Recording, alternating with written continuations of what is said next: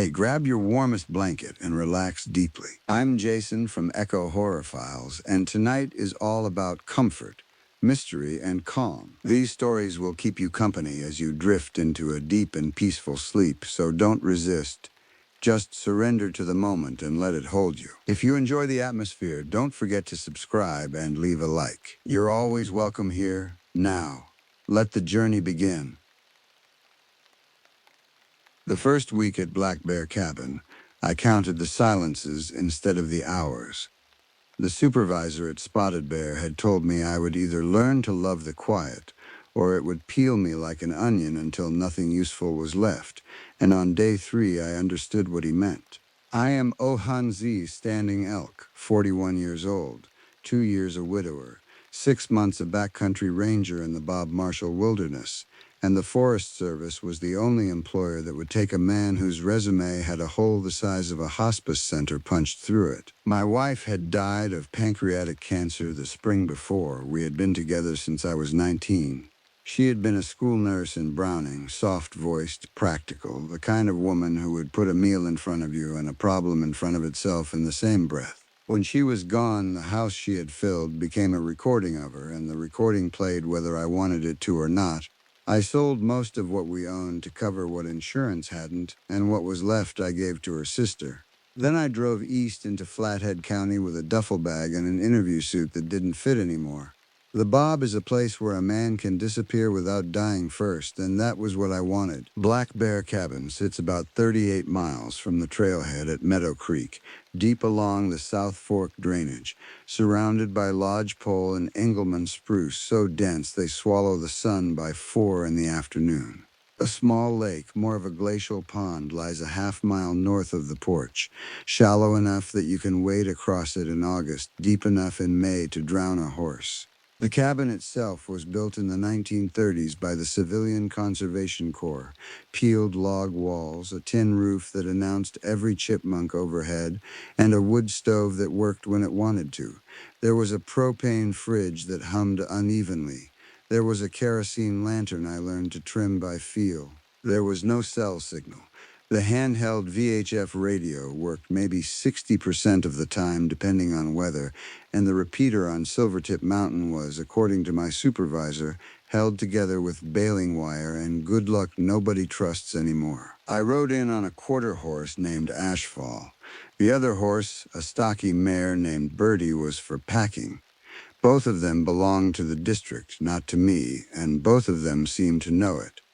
The first night I slept on top of the bed in my clothes, with the 357 the agency issued me on the chair beside it, because every sound I had ever filtered out of my life in town came back at me in surround. Owls, branches, the soft, conversational ticking of a cabin contracting in the cold. By the fourth night I slept under the blanket. By the second week, I stopped reaching for my phone every time I sat down. My duties were not exotic. I patrolled the trails along the South Fork and its tributaries, Bunker Creek, Big Salmon, Lick Creek. I checked permits, refilled the trail register boxes, dismantled illegal fire rings, hauled out garbage left by float trippers, and wrote reports that nobody at the district office would read until November. Twice a week I rode the loop to Pendant Pass and looked for sign of poachers. The elk archery season was opening soon, and Region 1 had been getting tips about outfitters running unlicensed clients. Every other Tuesday I rode out to Spotted Bear to resupply and send my reports up the chain. On those days I would eat a hamburger at the cafe, drink 2 cups of coffee, and let people talk at me about the weather without answering. And then I would ride back into the quiet feeling fuller than I had any right to feel. I should say this plainly, I liked the work. The work fit my hands. The grief did not leave, but it stopped sitting on my chest at night, and instead walked alongside me during the day like a dog that wasn't mine but had decided I would do. I started to think I might be all right. Then on the 7th of August, the radio at the cabin gave me 3 quick clicks at 4:20 in the afternoon, and Mara Greyhawk's voice came through tight and clear from Spotted Bear. Standing Elk, This is dispatch. You copy. Copy, Mara. We have an overdue. Solo hiker, 28, male. Name of Caleb Reeves. Last contact Friday morning out of Holland Lake. His sister called when he missed a shift Sunday. Itinerary was Big Salmon Lake layover, then out via Pyramid Pass by yesterday. He's 2 days late. I asked her what gear he had. She read it to me from a transcript. Ultralight pack. MSR tent, Garmin InReach Mini, a Glock 19 in a chest holster, 4 days of food, and a satellite messenger that had last pinged 11 miles up the Big Salmon drainage on Saturday afternoon and gone dark since. Garmin's not pinging at all? I asked. Negative. Could be terrain, could be battery, could be the unit's been damaged. We're treating it as a hasty search starting tomorrow at first light. I need you to ride up to Big Salmon Lake tonight. Sleep at Big Salmon Cabin and start working the lakeshore at dawn. I'll have a chopper out of Kalispell on standby if the weather holds, but we're getting a front in tomorrow night and I want eyes on the ground before that. Copy, I'll be moving in an hour. There was a pause. Then Mara said, very quietly, "Oh, Hansi, stay sharp out there. We've had 2 outfitters report odd stuff up Big Salmon this summer. Nothing solid, just a feeling, but I want you alert.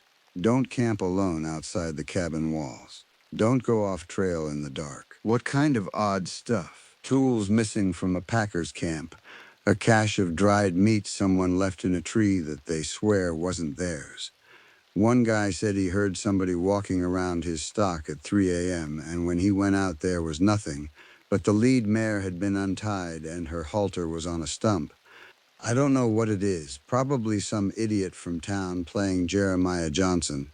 Just keep your radio on you and your sidearm where you can reach it. I told her I would. I packed Birdie with 3 days of food and a second sleeping bag, saddled Ashfall, locked the cabin, and rode north into a light I would later remember as the last unbroken light of that whole month. I made Big Salmon Cabin a little after midnight. Riding in the dark is not something we are supposed to do, and I had to walk the horses the last 3 miles by headlamp through a section of blowdown where a wind event in 2021 had laid 100 lodge poles across the trail like drop pencils. The cabin sits at the foot of the lake, a long, thin glacial trough running north to south for almost 9 miles, hemmed in on the west by the Swan Crest and on the east by the great limestone reef of the escarpment. In daylight, it is one of the most beautiful places in the lower 48. At 1 in the morning, with the lake breathing fog and ashfall blowing hard through his nose at every shadow, it felt like a corridor with a mouth at the other end. I picketed the horses, fed them, drank a cup of instant coffee on the porch because I knew I would not sleep, and watched the fog move. There is a kind of fog on mountain lakes that does not seem to drift. It pulses like something is breathing under the surface and the breath is making it. I have seen it 1,000 times. It is meteorology. Cold air sliding off the snowfields, warmer water exhaling. I know what it is, and it still made me check my radio twice. At first light, I worked north along the eastern shore. Caleb Reeves's last Garmin ping had been at the inlet near the head of the lake, where the Big Salmon Creek tumbles in over a series of beaver ponds. The trail along the east shore is a horse trail, well cut, and a strong hiker can do the lake in 5 hours. I rode for 2 and then dismounted to look for sign on foot. I found a crushed Cliff Bar wrapper at mile 3. It might have been his, and it might have been anyone's. I bagged it anyway. At the inlet, I found the camp. He had pitched on a small bench above the creek, maybe 40 feet from the water.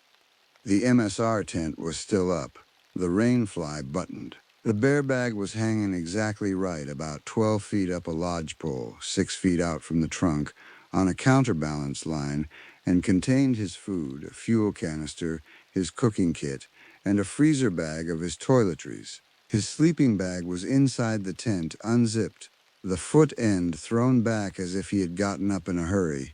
His boots were not in the vestibule. His Garmin was not in the tent. His Glock was not in the tent. His pack frame was leaned against a tree with the lid pocket open, and the pocket was empty. I want to walk you through what that scene told a man who has done this work. A hiker who is attacked by a bear in his tent rarely puts the bear bag back up. A hiker who is fleeing a predator does not stop to zip the rainfly. A hiker who is killed by a fall or a medical emergency dies near the tent or on the trail he was on. A hiker who is met by another human and overpowered may leave a camp exactly like this one, especially if his boots and his sidearm are missing, because the boots were taken in the act of getting dressed and the sidearm was either taken from him or used against him. None of this is forensic certainty. It is pattern recognition, and the pattern was bad. I keyed the radio. Static. I climbed the slope above camp until I got a sliver of line of sight to the repeater and tried again. Mara came through broken. Copy you, weak. Go ahead. I gave her the camp, the gear, the absences. I gave her my position. I told her I needed K9 if she could get it and that the chopper would have a hard time hovering at the inlet because of the spruce canopy, but the meadow a quarter-mile north was usable. I told her I was going to spiral out from the camp on foot for 2 hours and then return and wait for the team. I marked the tent on my GPS, photographed everything I could, and then began to work outward in a slow expanding pattern. The way we are trained, cardinal directions, then 45s, then a perimeter loop, looking for boot prints, drag marks, blood, anything that didn't belong. The ground was good for tracking, soft duff, damp from the previous night's dew, and within 20 minutes I had Caleb's boots. Vibram print, size 11, treads consistent with the Salomon Quest brand his sister had described. The prince left camp barefoot for the first 6 feet. Toes, ball, heel, the unmistakable splay of a man walking on pine needles without shoes, and then changed. He had stopped, put boots on, and walked east, away from the lake and into the timber. The stride was long. He was moving fast. I followed for 200 yards. The trail bent uphill, crossed the small game trail at a right angle, and went on. I found a place where he had stopped, both feet planted, weight on the heels, and then turned 90 degrees north for about 10 feet before turning east again and continuing. He had been looking at something, listening maybe. And then I found the second set of tracks. It came in from the north on the game trail, joined his line, and walked behind him. Not a deer, not a bear, boots, but not Vibram. The tread was older, smoother, and the impressions were deeper at the toe than at the heel, which meant the person was a bigger man than Caleb, carrying weight, walking heel light. The boot was a size 12 or 13. The stride was a quarter step longer than Caleb's, and where Caleb's track was even and unhurried, the second man's was deliberate, placed, as if he were choosing the soft spots on the ground to dampen his sound. I stood there with the radio in my hand for a long time and did not key it. I cannot tell you why. I think now it was because the moment I set it on the air, I would be telling the world that I was alone in a trackless drainage with a man who had walked behind a missing hiker and meant to. Instead, I backed up the way I had come, stepping in my own prints, until I reached the camp. That night I slept in the cabin with a chair shoved under the door handle and the 357 on the table beside the lantern. The fog came back at 3 in the morning. I know this because I was awake to hear it move. The K9 team and a second ranger came in by helicopter at 10 the next morning, riding the seam between 2 weather systems that everyone could see closing on the maps. The dog was a 6-year-old Belgian Malinois named Vidaire. Her handler was a sheriff's deputy out of Kalispell County named Iona Brand, a small woman with sun-cracked lips and the kind of focus you only get from doing one thing well for a long time. The second ranger was Mara herself. She had pulled herself off the desk and flown in because she did not like the shape of what I had described. I walked them to the inlet camp.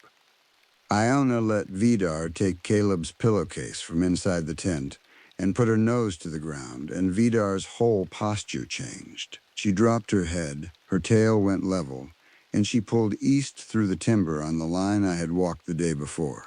Mara and I followed. Vidar tracked Caleb for an hour and 40 minutes through country that should have taken him 4. He had moved at something close to a run, not bushwhacking, but following an old game trail that climbed steadily toward a saddle on the ridge above the lake. The second set of tracks, the man behind him, stayed with us the whole way. Iona did not comment on them. She did not have to. Vidar would alert and then pause at the edge of certain trees and check her flanks, and Iona would say quietly, "Someone walked her trail after." At the saddle, Vidar lost the scent and circled, distressed.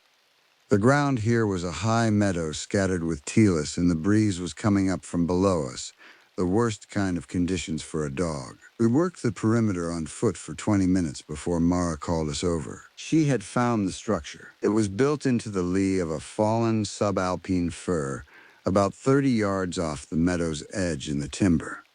At first glance, it looked like nothing. A tangle of branches, the kind of deadfall you step over 100 times a day in this country. Then your eye adjusted.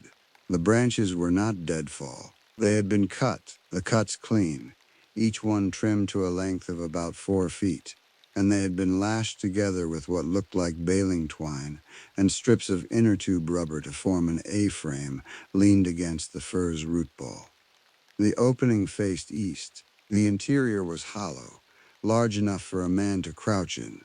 The ground inside had been scraped down to soil, and a piece of green polyester cordage was tied in a loop to one of the inside ribs, as though to hang something from. There was no shelter to it. It would not have kept rain off you for 10 seconds. It was a blind, a hunting blind, placed where a man could watch the meadow without being seen, and old enough that lichen had begun to take the bark of the lashed branches. "This isn't a Forest Service structure," Mara said. "No," I said. "And it's not new." "No." She photographed it. I photographed it. Iona stood 10 feet back with her hand on Vidar's collar and looked at the trees behind us instead of at the blind, because that was where you would look from if you had built it. We worked the saddle for another 2 hours and found 3 more things. A coffee can full of cigarette butts buried under a flat rock. The butts were Lucky Strikes, unfiltered, dry but not weathered, no more than a few weeks old.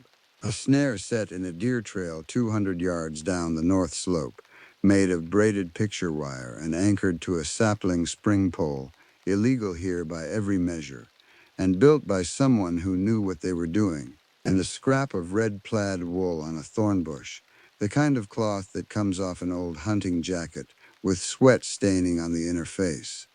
The cloth was not Caleb's. His sister's gear list had been thorough. We came down off the saddle in silence. The weather was already coming in. By the time we reached the lake, the wind had stiffened, and the helicopter pilot was on the radio telling Iona her ride out was leaving in 40 minutes from the meadow at the inlet, whether she was on it or not.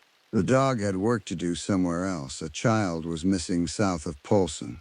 Iona shook my hand without saying anything that wasn't necessary, and she and Vidar were gone in 20. Mara stayed. We rode back to Big Salmon Cabin together, and we sat at the small plywood table inside, and we wrote up everything we had seen. Mara raised the supervisor on the sat phone we had brought in on the chopper, and the supervisor said what supervisors say when they want a thing not to be true. He asked her to walk him through it twice.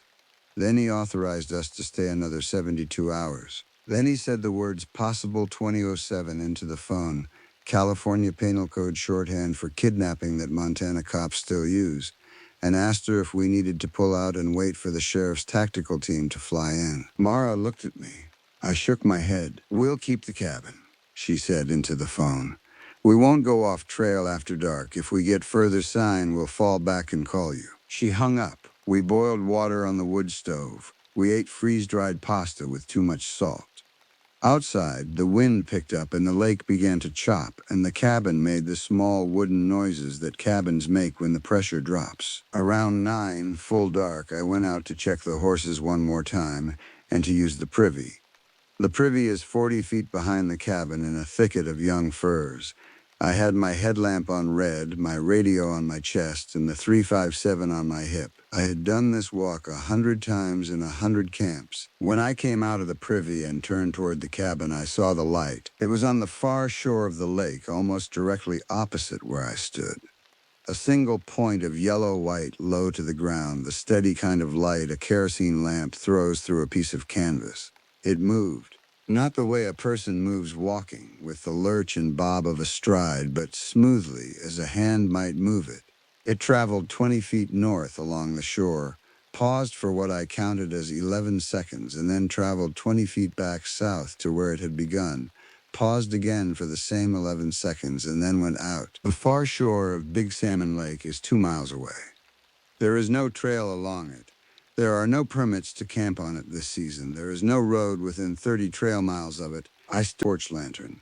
The plan was simple. Paddle across, walk the far shore, find what had held that light, and be back before noon. The weather window was small. The supervisor knew where we were going and at what time, and if he did not hear from us by 12:30, he would have a sheriff's team in the air. The lake was glass that morning, which would have been beautiful in another life. We paddled in tandem, Mara in the bow because she was lighter and I was stronger on the draw stroke, and we did the 2 miles in just under an hour. The far shore was a steep Tellus apron coming down out of the cliffs, broken only at one place by a small alluvial fan where a feeder creek came in. We landed on the fan, we pulled the raft up into the willows and tied it to a young alder, and we began to work upstream. It took us 40 minutes to find his place. I think what I want to tell you is that it was not hidden exactly. It was tucked. There is a difference in country like this between a thing that has been concealed by a person who is afraid of being found and a thing that has been settled by a person who has stopped expecting to be found at all. The structure we walked up on was the second kind. It had been built into a natural shelf in the cliff face where a slab of rock had calved off the wall and left a roof of stone 20 feet wide and 10 feet deep. He had walled the open side with sapling logs and chinked the gaps with moss and clay. He had hung a piece of olive drab canvas across the entrance as a door.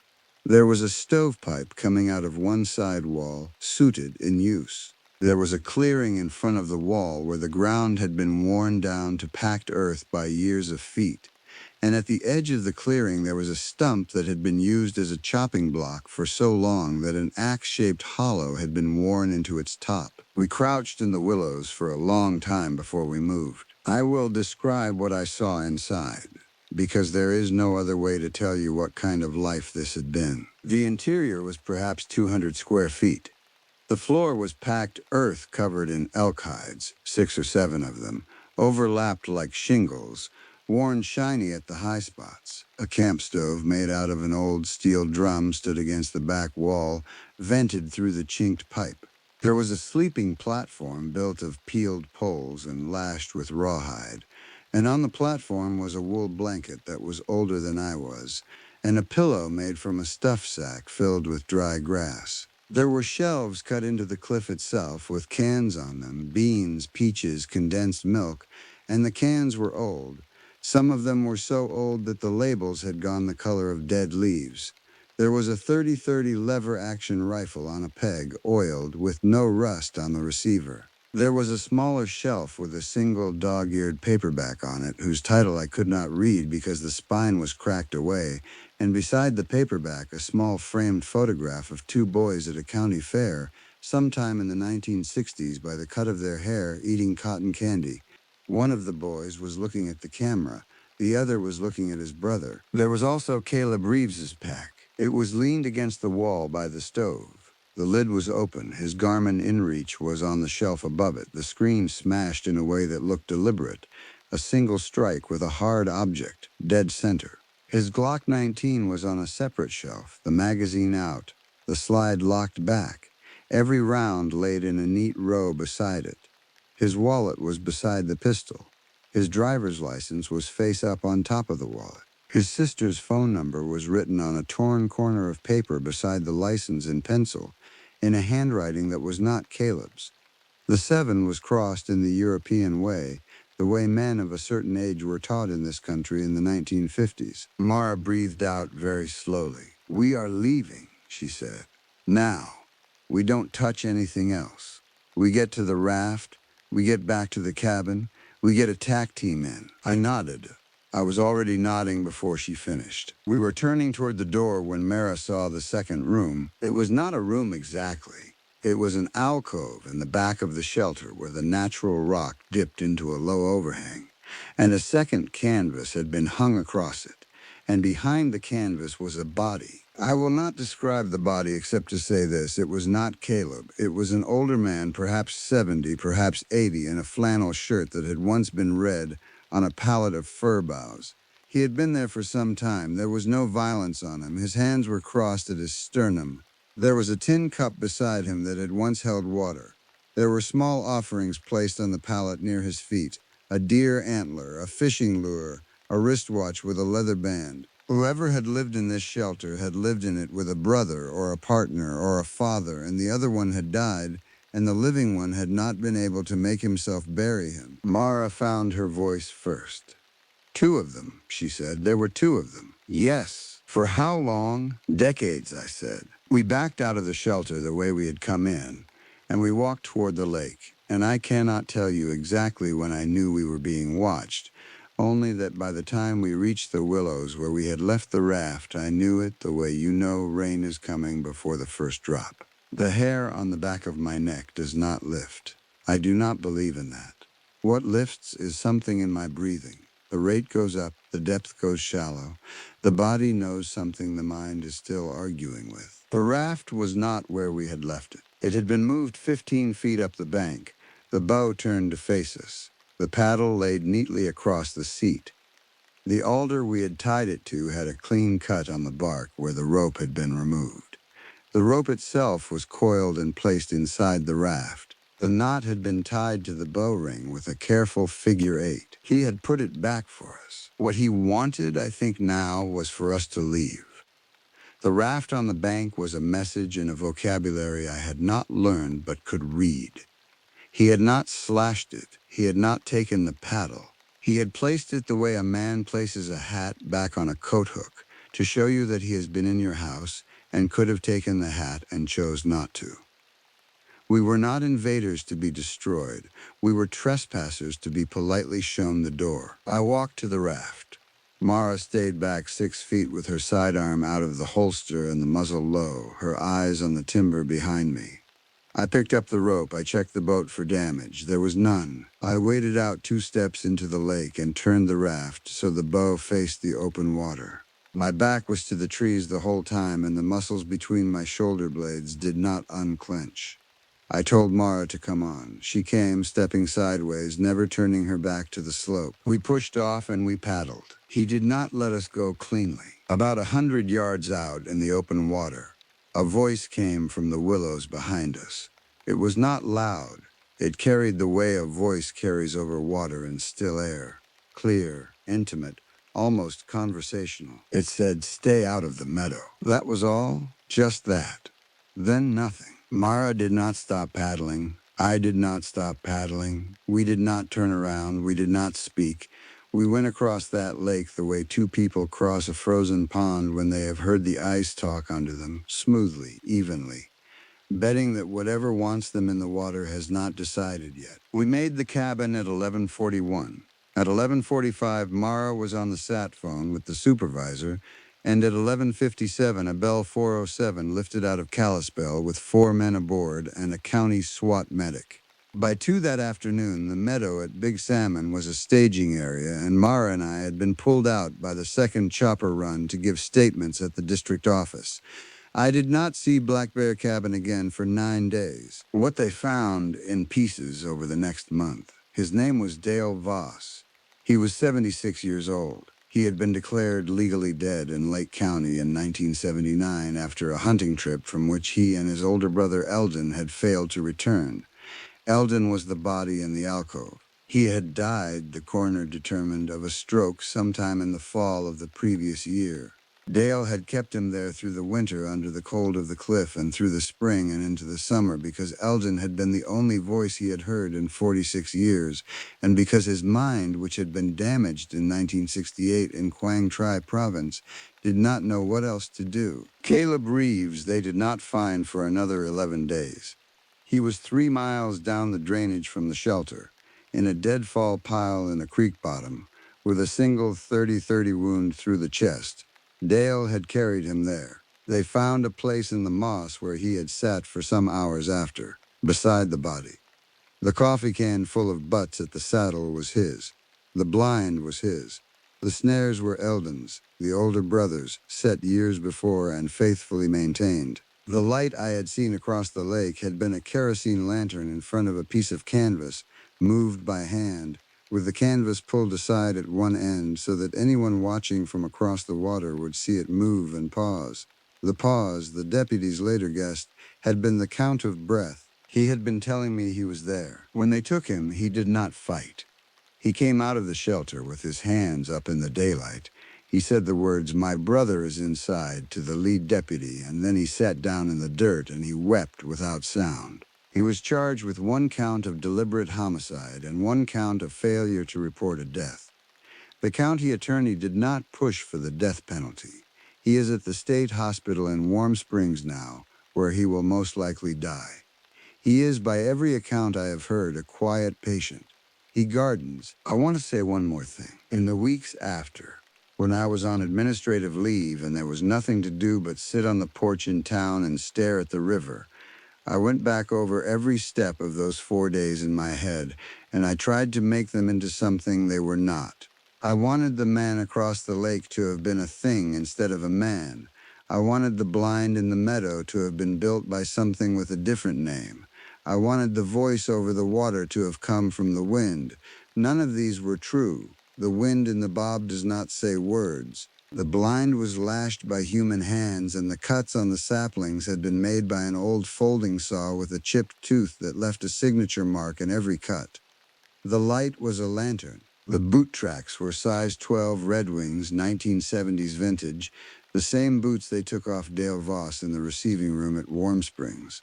There was nothing in those woods that was not a man, and that was the worst of it, because a man who has lived alone in a cliff shelf with his dead brother for 46 years is not less terrible than a monster. He is more terrible. He is what a person becomes when the world stops looking for him, and there is nothing in any book of folklore that prepares you for the loneliness of that. I went back to Black Bear Cabin in October. The aspens were turning. The repeater on Silvertip had been replaced with new equipment over the summer, and the radio worked the whole way in. I rode Ashfall through the saddle below the cabin, and I saw a pile of fresh elk droppings on the trail, and Ashfall wafted at them and went on. The cabin was where I had left it. The kerosene lantern was where I had left it. The 357 was in the drawer where I had left it. I lit the stove. I made coffee. I sat on the porch in my coat, and I watched the light go down through the lodge poles, and I thought about my wife, and about Dale Voss, and about the brother in the alcove with his hands crossed, and about Caleb Reeves, whose sister had called the line on a Sunday morning because he had missed a shift. I thought about all the silences in the world, and how some of them are the silence of a man who has chosen to be alone, and some of them are the silence of a man who has been left. I am still here. I am still a ranger. I still walk the trail to the privy at night, and when I come back I still look toward the lake. There is never a light. I check anyway. That is what the work has made me. Not afraid, watchful. There is a difference, and out here, that difference is the whole of the job. The name on my service badge is Yiska Begay. My grandmother gave it to me.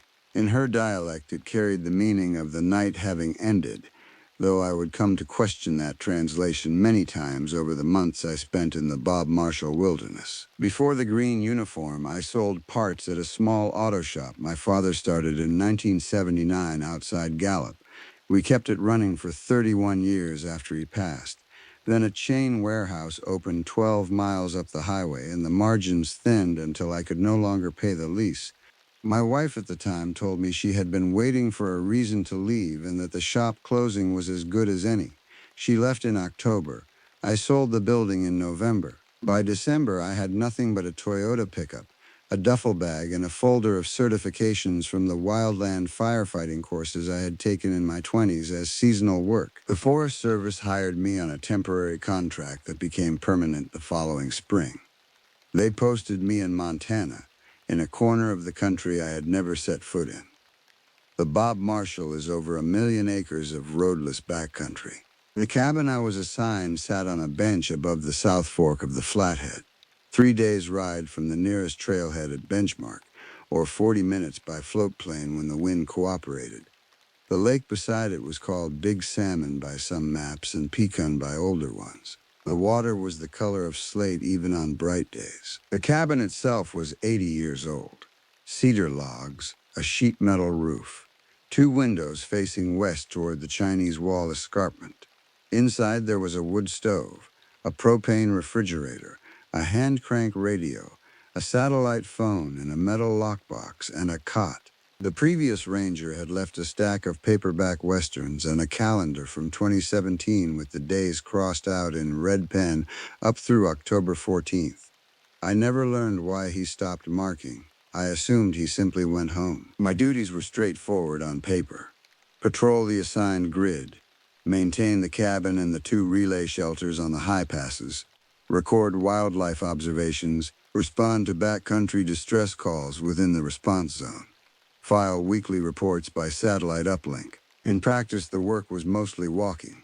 I walked 12 to 20 miles a day depending on the trail conditions, often alone, sometimes accompanied by a pack horse named Trapper who tolerated me with grudging professionalism. The first 2 months I felt lucky. The silence after 30 years behind a parts counter was a gift. I learned the names of the side drainages. I watched a grizzly sow teach her two cubs to fish the spawning channels above the lake. I taught myself to identify wolf scat from coyote, mountain lion tracks from bobcat. I lost 20 pounds without meaning to. I slept better than I had in a decade. The strangeness began in late August. It started with the radio. The hand-crank radio in the cabin received 2 AM stations on clear nights, one out of Kalispell, one out of Lethbridge across the Canadian border. I sometimes listened to the late-night farm reports while I cooked dinner, less for the content than for the human voices. On the night of August 22nd, I was browning elk steaks in cast iron when the Kalispell signal cut out mid-sentence. The static that replaced it was unusual, not the ordinary hiss of weather interference, a patterned hiss, almost rhythmic, that rose and fell in a slow cadence. I let it run for about 10 minutes while I ate. Then a man's voice came through, very faintly, speaking what sounded like a list of numbers in pairs. He said them slowly, with long pauses. The signal was so weak I could barely make out the words, but I caught enough to know they were not in English. After perhaps 2 minutes of this, the static returned, and then the Kalispell broadcast resumed in the middle of an advertisement for a livestock auction. I logged it in the daily report. Number stations are a known phenomenon. The Cold War never quite ended them. I assumed the atmospheric conditions had let a shortwave bleed into the AM band. The radio is old and the filters are not what they were. 2 nights later, I heard footsteps on the porch. I had been asleep. The cot creaks badly, so I always know when I have moved, and I had not moved. The footsteps were slow and heavy, the way a person walks when they are trying to be quiet on boards that do not want to cooperate. They came up the 3 steps, paused at the door, and then moved along the porch toward the back window. I lay still.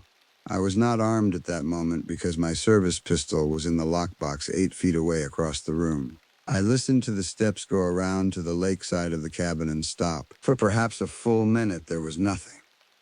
Then a single soft tap on the back window. Not a knock. The kind of touch a person makes when they want to test whether glass is real. I got up. I crossed to the lockbox. Slowly, I unlocked it. I took the pistol and a flashlight. I went to the door, opened it onto the porch, and put the beam across the boards. There was nothing. No footprints in the frost that had formed on the wood. No disturbance in the dust on the porch railing. The lake was flat as window glass, and the air was cold enough to hurt my teeth. I walked the perimeter of the cabin once. The ground was hard, but I would have seen something. There were no tracks. I went back inside. I sat at the table with the pistol on my knee for a long time. I told myself I had been dreaming. The brain does that. It manufactures sounds at the edge of sleep to fill the silence. I had been dreaming about my father's shop. He had been telling me to lock the back door. The footsteps had been him walking around to check it. That was the story I gave myself, and I believed it well enough to sleep again by the 3rd hour. In the morning, I found a single small pine cone. placed in the exact center of the porch railing. Lodgepole, slightly green, the kind that grows 200 feet upslope from the cabin. I told myself the wind had put it there. The wind does that. It throws things. A bird could have dropped it. There are gray jays throughout the drainage, and they hoard. I picked up the pine cone and put it in my pocket and walked to the woodshed to start the day. I did not write the incident in the report. That was my first mistake. The first reported sighting that drew my professional attention came on September 3rd. A party of 3 hikers from Missoula radioed the Spotted Bear Station from a satellite messenger device. They had camped overnight at Pearl Basin, about 9 miles southeast of my cabin, and reported what they called a person watching them from the tree line for approximately 20 minutes during the evening. The figure had not approached. It had not responded to their calls. When they shone a headlamp at it, the figure simply moved sideways behind a stand of subalpine fir and did not reappear. They wanted to know if there were other parties in the area. Spotted Bear relayed the report to me because Pearl Basin was inside my response zone. I rode out the next morning with Trapper loaded for a 3-day patrol. I reached the campsite by mid-afternoon. The hikers had broken camp at first light and continued north over Pagoda Pass. I had only their description and their coordinates. The site was clean. They had observed the principles. Fire ring restored, food crumbs collected, no toilet paper visible. I walked the tree line they had described. The ground was dry needles and lichen, terrible for tracks. I found nothing at first. Then, about 40 feet inside the trees, where the slope began to climb toward a small bench, I found a single boot print pressed into a patch of damp moss beside a fallen log. Vibram sole pattern, size 11, possibly 12. The tread was worn smooth in the center, but the heel was sharp, which suggested an older boot of decent quality, well used. There were no other prints. Whoever had stood there for some time, because the moss was compressed in a way that suggested weight applied over minutes rather than a single step. Then he had walked back across the dry ground without leaving anything I could read. I marked the location and continued. There are people in the wilderness who do not want to be found. Fugitives sometimes. More often men who have come out here to live the way they want to live, away from systems they have decided are no longer for them. The Bob has had at least 4 documented cases in the last 20 years of off-grid individuals living for years at a time on cached supplies and what they could trap or shoot. Most of them are not dangerous. They want to be left alone. The standing protocol is to note their presence, avoid confrontation, and report to the district office, who decides whether to engage. I camped that night at a small spring 2 miles from Pearl Basin. I did not light a fire. I cooked on the alcohol stove and ate by headlamp and slept with Trapper's lead rope tied to my wrist so he would wake me if anything came close. Nothing did. The night was perfectly ordinary. An owl called twice. A small rodent ran across the tarp once. Trapper slept standing up the way horses do. The next morning, I crossed Pagoda Pass and dropped down into the next drainage. I followed the trail toward the relay shelter at Helen Creek for the routine maintenance inspection. The shelter is a small 3-sided structure with a metal roof, used as emergency overnight by hikers and as a supply cache for rangers. When I came around the last switchback and saw it through the trees, I stopped. Someone had been there. The front entrance was undisturbed. The padlock on the supply box was intact. But on the dirt floor inside the shelter near the back wall, someone had arranged a series of small objects in a line. From left to right, a flat stone, a piece of green glass, a bird's wing bone, another flat stone, another piece of green glass, another bird's wing bone. The pattern repeated 4 times. The objects were spaced about 3 inches apart, and the line was perfectly straight. I stood at the entrance for a long time. I did not enter the shelter. I took photographs from the entrance with my work phone. I checked the visitor log. The last entry was 3 weeks old, by a hiker named Begay, no relation, a common Navajo surname, who had stopped for water on his way to Big Prairie. He had not mentioned objects on the floor. The shelter is inspected on a 4-week rotation. The objects had been placed within the last 3 weeks, by someone who had no reason to leave them and who had taken care to arrange them precisely. I knelt outside and looked at the floor. The dust on the threshold had been disturbed by what looked like a soft-soled shoe, not a boot. The print was so light that I would have missed it had I not been looking. It pointed inward, and there was no matching outward print, which meant either that he had brushed his exit clean or that he had stepped out by another route. The shelter had only the one entrance. I made the decision to enter. I stepped over the threshold without disturbing the print and crouched beside the line of objects. I did not touch them. The bird bones were clean and dry. The glass was the color of beer bottles broken and tumbled by water, which meant it had come from the river half a mile downslope. The flat stones were river stones, smoothed and rounded. None of these objects had any obvious meaning to me. They were not arranged in any pattern I recognized as native, although I am Dene and the patterns of this country are not mine. I left the objects where they were. I logged the find. I photographed it from 3 angles and made a sketch in my notebook with measurements. Then I closed the shelter, hung a notice on the door instructing any visitors to bypass and report, and rode back toward my cabin. I sent a report by satellite that night. The district office acknowledged receipt and told me to continue routine patrols. They would forward the information to the Forest Service Investigative Office in Missoula. They did not seem particularly alarmed. I understood. From a desk 300 miles away, the report read as graffiti or as one of the many small mysteries that the backcountry produces and absorbs. But from a chair at my cabin window, looking out at the slate-colored water of the lake and the wall of trees on the far side, the objects in the shelter felt like an address. They felt like a return address, more specifically. The way you might leave a calling card. That night I locked the lockbox open instead of closed. I slept with the pistol on the table next to the cot. I slept poorly. In the morning, when I went out to feed Trapper, there was a second pine cone on the porch railing. It was placed in the exact spot where the first one had been. The missing person call came in on September 11th. A woman named Yuki Tanase, age 42, solo hiker from Oregon, was overdue from a 5-day loop out of Holland Lake.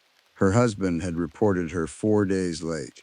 The search and rescue group out of Kalispell coordinated the response, but my cabin sat closest to her planned route, and I was tasked with sweeping the northern third of the loop where the trail crossed 2 passes and skirted a glacial cirque. I left at first light with Trapper and a heavier pack than usual. Search and rescue requires different equipment than patrol. I carried a thermal camera, a high-powered radio, extra food, an emergency bivouac, and a printed copy of Yuki Tanase's permit photograph. She was a small woman with cropped black hair and round glasses. The photograph was from her driver's license, and she was not smiling. The first day I covered 19 miles. The trail was in good condition.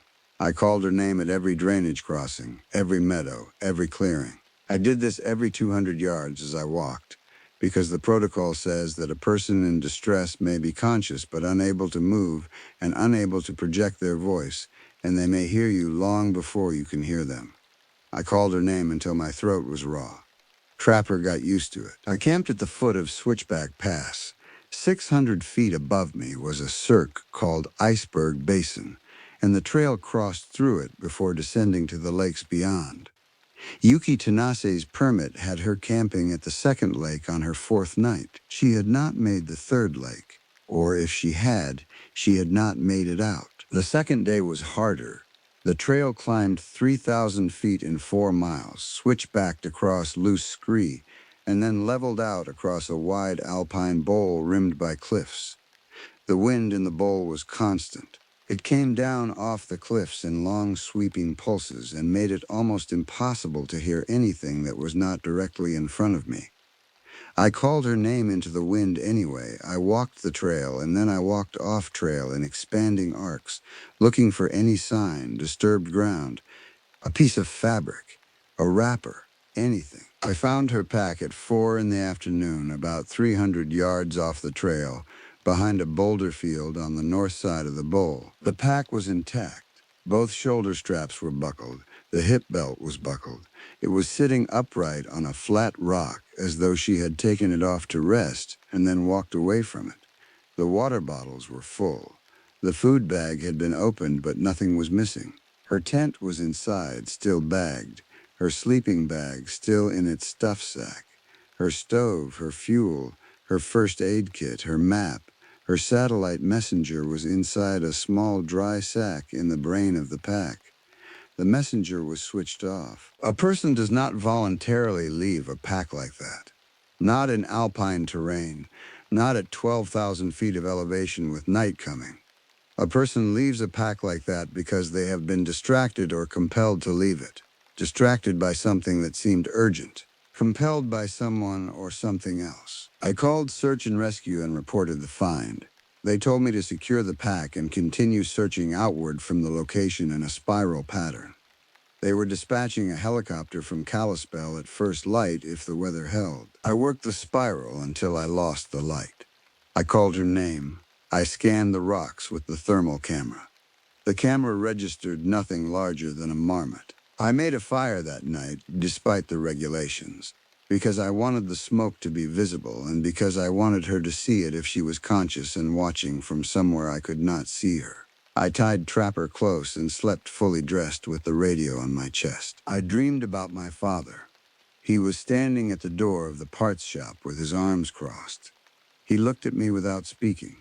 Then he turned and walked into the back room, and I tried to follow him, but the door would not open. When I woke up, the fire had burned down and the wind had shifted and was coming from the north.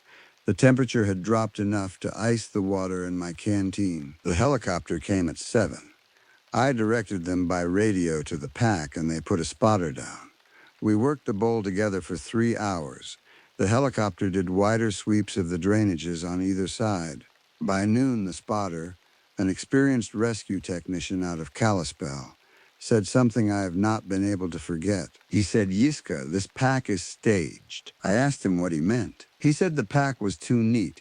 He said a person who voluntarily takes off a pack in the backcountry leaves it the way they took it off. They unbuckle the hip belt first, and the pack rotates forward on the shoulder straps. They drop it on its back, not standing up on its base. They open the food bag because they were hungry. They take out the water bottle because they were thirsty. They leave their poles leaning against it. They leave their hat on top of it. This pack, he said, looked like a display. He said someone had set it there. We searched the boulder field around the pack with that in mind. About 60 feet up the slope, behind a larger boulder where the line of sight from the trail was completely broken, the spotter found a depression in the loose gravel where a person had been lying on their stomach for some time, long enough to leave the shape of a body. The depression was facing the staged pack. Whoever had been lying there had been watching. We marked the depression and continued the search. We found nothing else that day. No body, no tracks leading away from the location. The wind through the bowl was strong enough that any prints in the loose scree would have been gone within hours. We worked until dusk, and then the helicopter went out and I camped at the cirque again, alone now with Yuki Tanase's pack in my custody. I did not sleep that night. I sat against the rock face with a pistol across my thighs and watched the bowl. The moon was 3/4 full, and the alpine terrain was almost bright enough to read by. I watched the pack.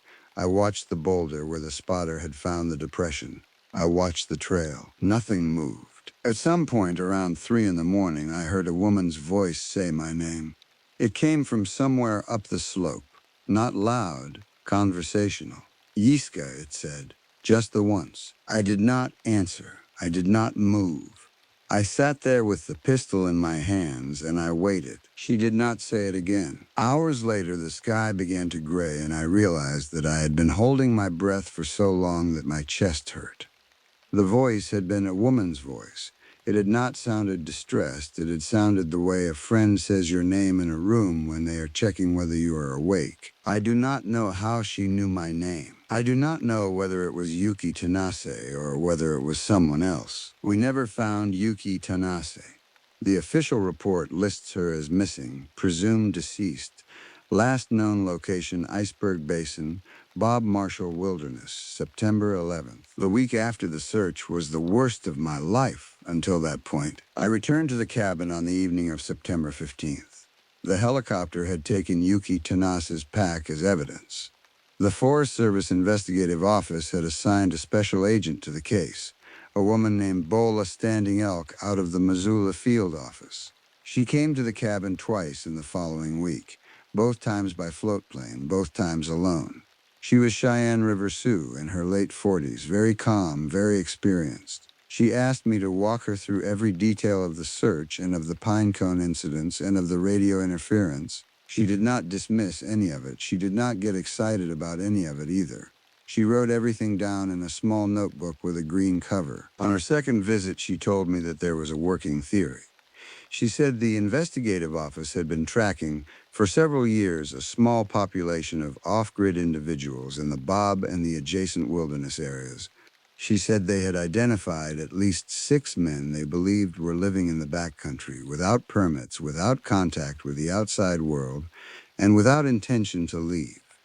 Some were veterans, some were fugitives, some were neither, just men who had walked away from what their lives had been.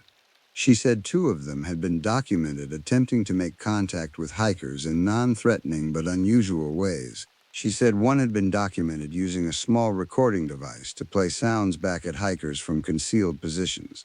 She said the practice was almost certainly intended to test or to communicate or to play, depending on the individual, and that the patterns did not suggest predation. Almost certainly, I said. She looked at me and said, "We have no confirmed cases of an off-grid individual harming a hiker. We have several cases of hikers harming themselves while panicked by encounters. We have one case from 2009 of an individual taking a hiker's pack while the hiker was bathing in a creek and leaving it on the trail 2 miles ahead with a note inside that said, 'Please be careful.' The individual was identified later and arrested for trespass. He served 3 months and was released and is presumed to have returned to the backcountry. I asked her about the voice in the circ, the woman's voice that had said my name. She was quiet for a long time. Then she said, "There are people out there who have been listening to your radio traffic for months. They know your name because they have heard the dispatchers say it. They probably know your voice. Some of them have been doing this for years. Mimicry is not difficult. You can learn it from listening. The voice you heard could have been anyone with a flexible enough vocal range. It may not have been a woman at all." I did not find this comforting. She said she was going to have the office assign a partner to me through the rest of the season. She said she would push for a relocation of the cabin assignment in the spring. She said in the meantime I should keep the pistol close, log everything, and not chase voices. She left in the float plane that evening. The lake water flattened behind the aircraft, and then went still. The partner did not come. Funding, scheduling, the usual reasons. I worked the next 6 days alone. The first 3 were uneventful in the technical sense. I patrolled, I maintained the cabin, I fed Trapper, I cooked, I slept poorly. The lake darkened earlier each evening because the season was turning. There was a frost on the railing every morning. On the second morning, there was no pine cone. On the third morning, there was no pine cone. On the fourth morning, there was a small flat stone, the same kind that had been arranged in the shelter. It was placed in the exact spot. On the 5th night, late, after I had gone to bed, the radio in the kitchen made a sound. The hand crank radio. I had not cranked it in days. It should have been dead. It made a brief burst of static, and then a man's voice said something in what I think was Russian or Ukrainian. The voice was very clear, much clearer than the numbers had been a month earlier. He said perhaps 10 words. Then the radio went silent. I got out of the cot, I walked to the radio. I picked it up and turned the dial through the bands. Nothing. The reception was completely flat. I checked the crank. It was unwound. The radio had no power. It could not have produced the voice. I sat at the table, and I tried to think through it. The radio could not have produced sound without power. Therefore, the sound had not come from the radio.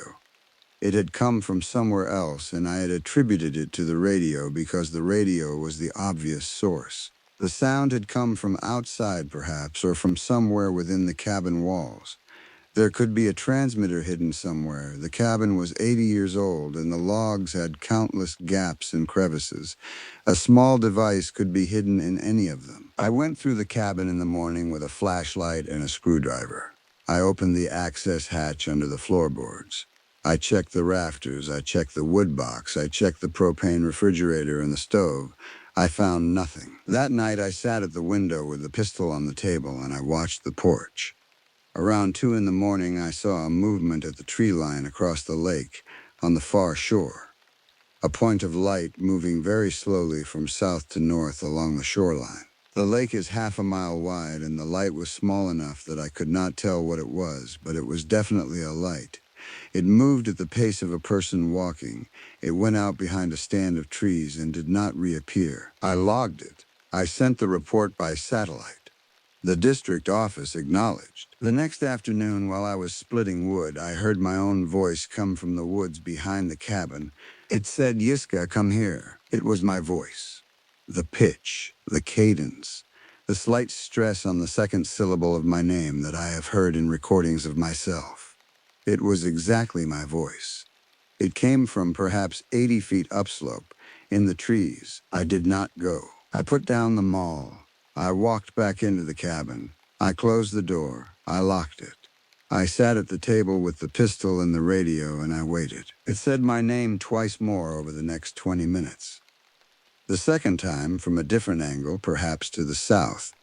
The third time from the lakeside. Then it stopped. Beulah Standing Elk had told me they had been listening to my radio traffic for months. I had to assume that one of them had been close enough, often enough, to record me directly, possibly through the cabin walls, possibly while I was on the trail. Audio capture devices are small now.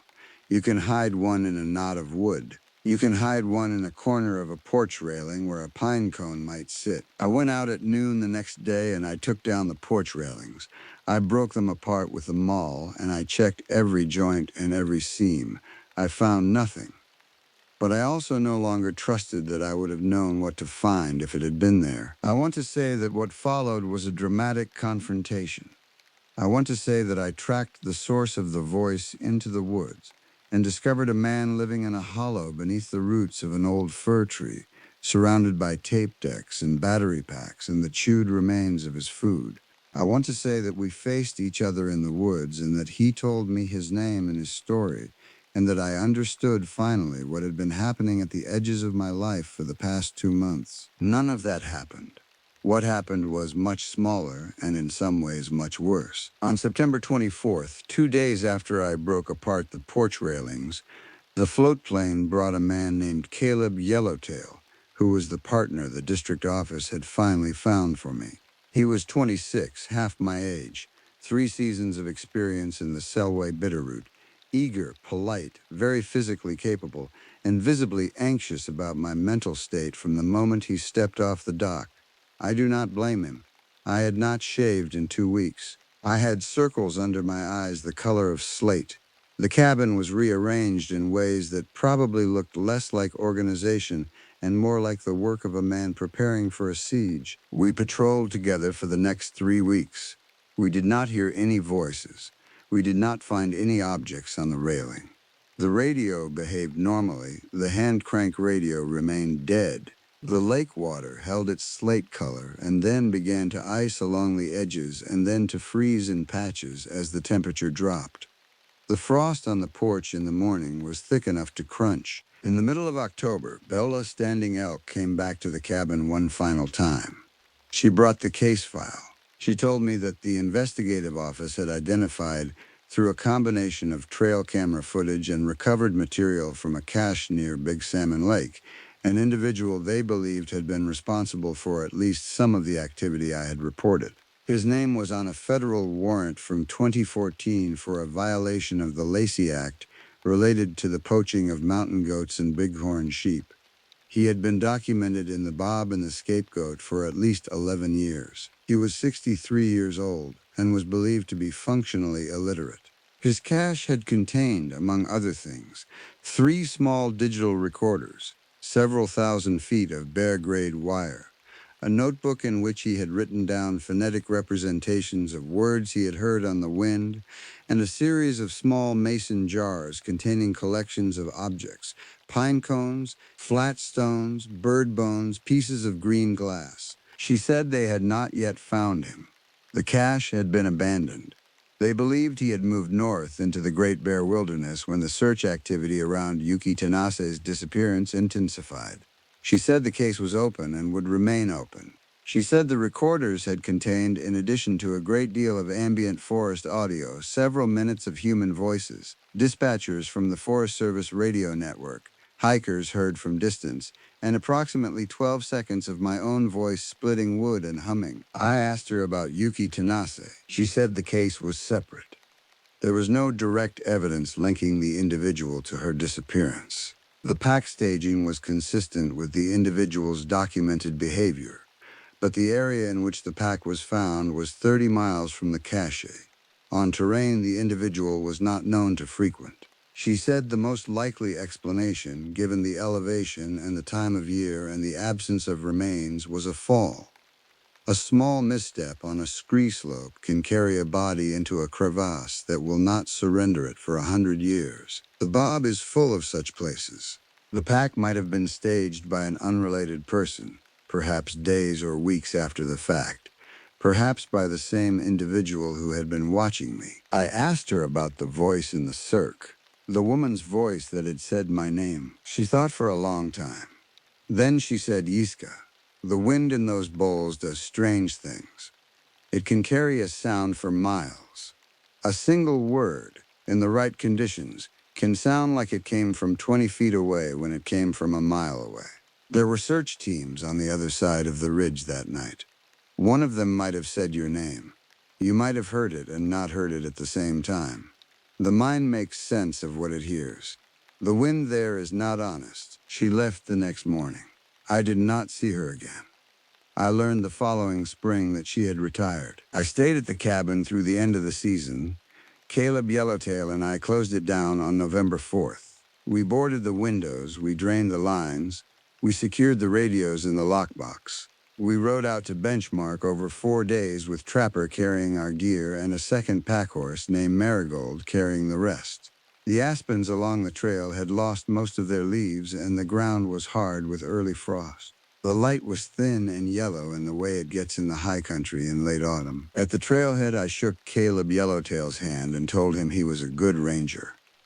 He looked at me for a long moment and said, "You should take next season off, Yiska." I told him I would think about it. I did not take the next season off. I went back to the Bob in May, to the same cabin, by the same float plane across the same lake.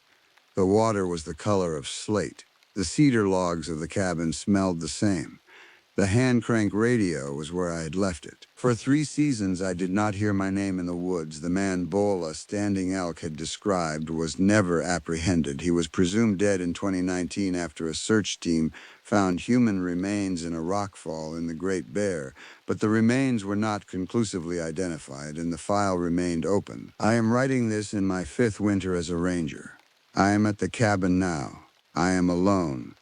The lake is half frozen and the wind off the Chinese wall is steady from the west. This morning when I went out to split wood, there was a single small pine cone on the porch railing. Lodgepole, slightly green. I have not picked it up. I have not gone back inside. I am sitting on the steps with the pistol on my knee and I am writing this with cold fingers in a notebook with a green cover. And I am listening and the wind is moving in the trees and it is not honest. My name is Ahate, and the reason I took the badge at Pasayten Wilderness in north-central Washington had nothing to do with a love of nature. I came here because I owed $71,000 to 2 different banks. My wife had taken the dog and the car and most of the furniture, and a friend told me the Forest Service was hiring backcountry rangers for the remote districts nobody else wanted. The pay was $38,000 a year plus a cabin, and the cabin was the part that sold me. A roof I did not have to argue about, a door that closed on a silence I had been chasing for a long time. I had grown up in eastern Oregon, half Cayuse on my mother's side, raised mostly by my grandmother in a single wide outside Pendleton. She gave me the name Ahote when I was small, said it meant restless one in a language she had only half learned herself, and laughed when she said it because even at 4 years old I could not sit still. I went to college on a scholarship, worked 12 years as a regional sales manager for an irrigation supply company, and watched the whole shape of my life come apart in 18 months when the company restructured and my marriage went with it. By the time I drove the U-Haul up the gravel road toward the Hidden Lakes District Station in late May, I was 39 years old and I had not slept a full night in 2 years. The Passiton is 500,000 acres of granite, lodgepole, larch, and silence. It runs along the Canadian border in the North Cascades, and most of it is designated wilderness, which means no roads, no motors, no chainsaws, no helicopters except in emergencies. The district I drew was the eastern third, anchored by a ranger cabin on the bank of Quartz Creek about 14 miles from the nearest trailhead. The cabin had been built in 1934 by the Civilian Conservation Corps, 2 rooms and a sleeping loft, a wood stove, a hand pump for the creek, and a porch that sagged on the downhill side. There was a small lake about a mile north through the timber, called Echo Pond on some old maps and unnamed on the new ones. There was no cell service. The radio worked when the weather was right and not when it was not. The nearest pavement was 30 miles south. My supervisor was a woman named Wren Halford, 52 years old, 27 seasons in the agency. And she met me at the trailhead with 2 pack mules and a tone of voice that suggested she had seen exactly my kind of broken man before and was not interested in any of it. She rode ahead of me the whole 14 miles and did not say more than 9 sentences until we reached the cabin. Then she pointed at the woodpile, the pump, the radio, the bear box, and the outhouse, and she said, "You check in twice a day, you patrol the loop trail Tuesdays and Fridays, you do the lake count on the first of each month, and if you see anything you cannot explain, you write it down and you do not start telling yourself stories about it." She looked me hard in the eye when she said that.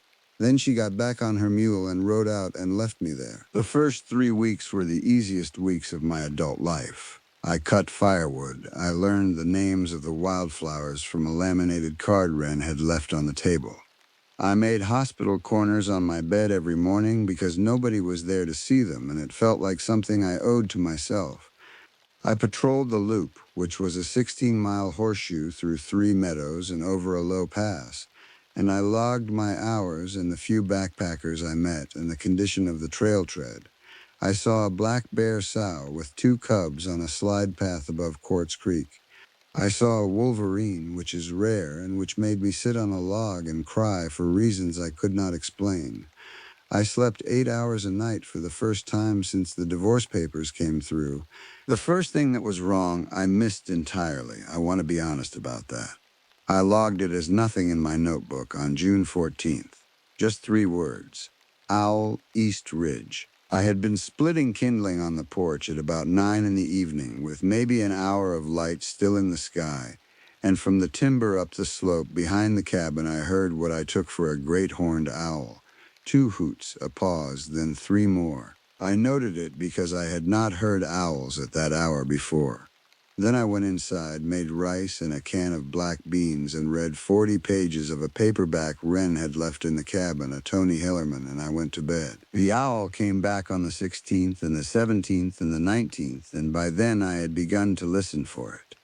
It came always in the last hour of daylight or the first hour of dark, always from the same direction, the ridge east of the cabin, about a quarter-mile up through dense subalpine fir. The pattern was not quite right for a great horned. The intervals were too even, but I told myself I did not know enough about owls to call it strange. I am Cayuse on one side and Scotch-Irish on the other, and a man with a state college degree, and I have spent most of my life telling myself I do not know enough about anything to call it strange. That habit I would learn was going to cost me. On June 23rd, my radio call to dispatch went out at 7 in the morning, and Marisol on the other end said someone wanted to talk to me. Wren came on the line. She told me a hiker had been reported overdue out of the Robinson Pass trailhead 3 days back. Name of Boyd Garrick, 54, solo, 6-day permit. Supposed to have come out the previous afternoon. Wife had called it in that morning. She wanted me to ride east toward the pass and check the 2 camps along Quartz Creek that he was most likely to have used. I said I would saddle up by 9. She said, Ahote, listen to me. Boyd is a strong hiker, knows the country. This is not a beginner situation. If you find his camp and he is not in it, you do not go looking on your own. You come back and we run a full team out of the south side. You understand. I told her I understood. She held the line a moment longer, then she said one more thing. She said, I know you have been hearing an owl. Marisol mentioned it. Write it down better than you have been. Then she clicked off. I sat on the porch with the radio in my lap for a long time before I went to get the horse. The mule I had been issued was named Phyllis, 16 years old, the calmest animal I had ever been on.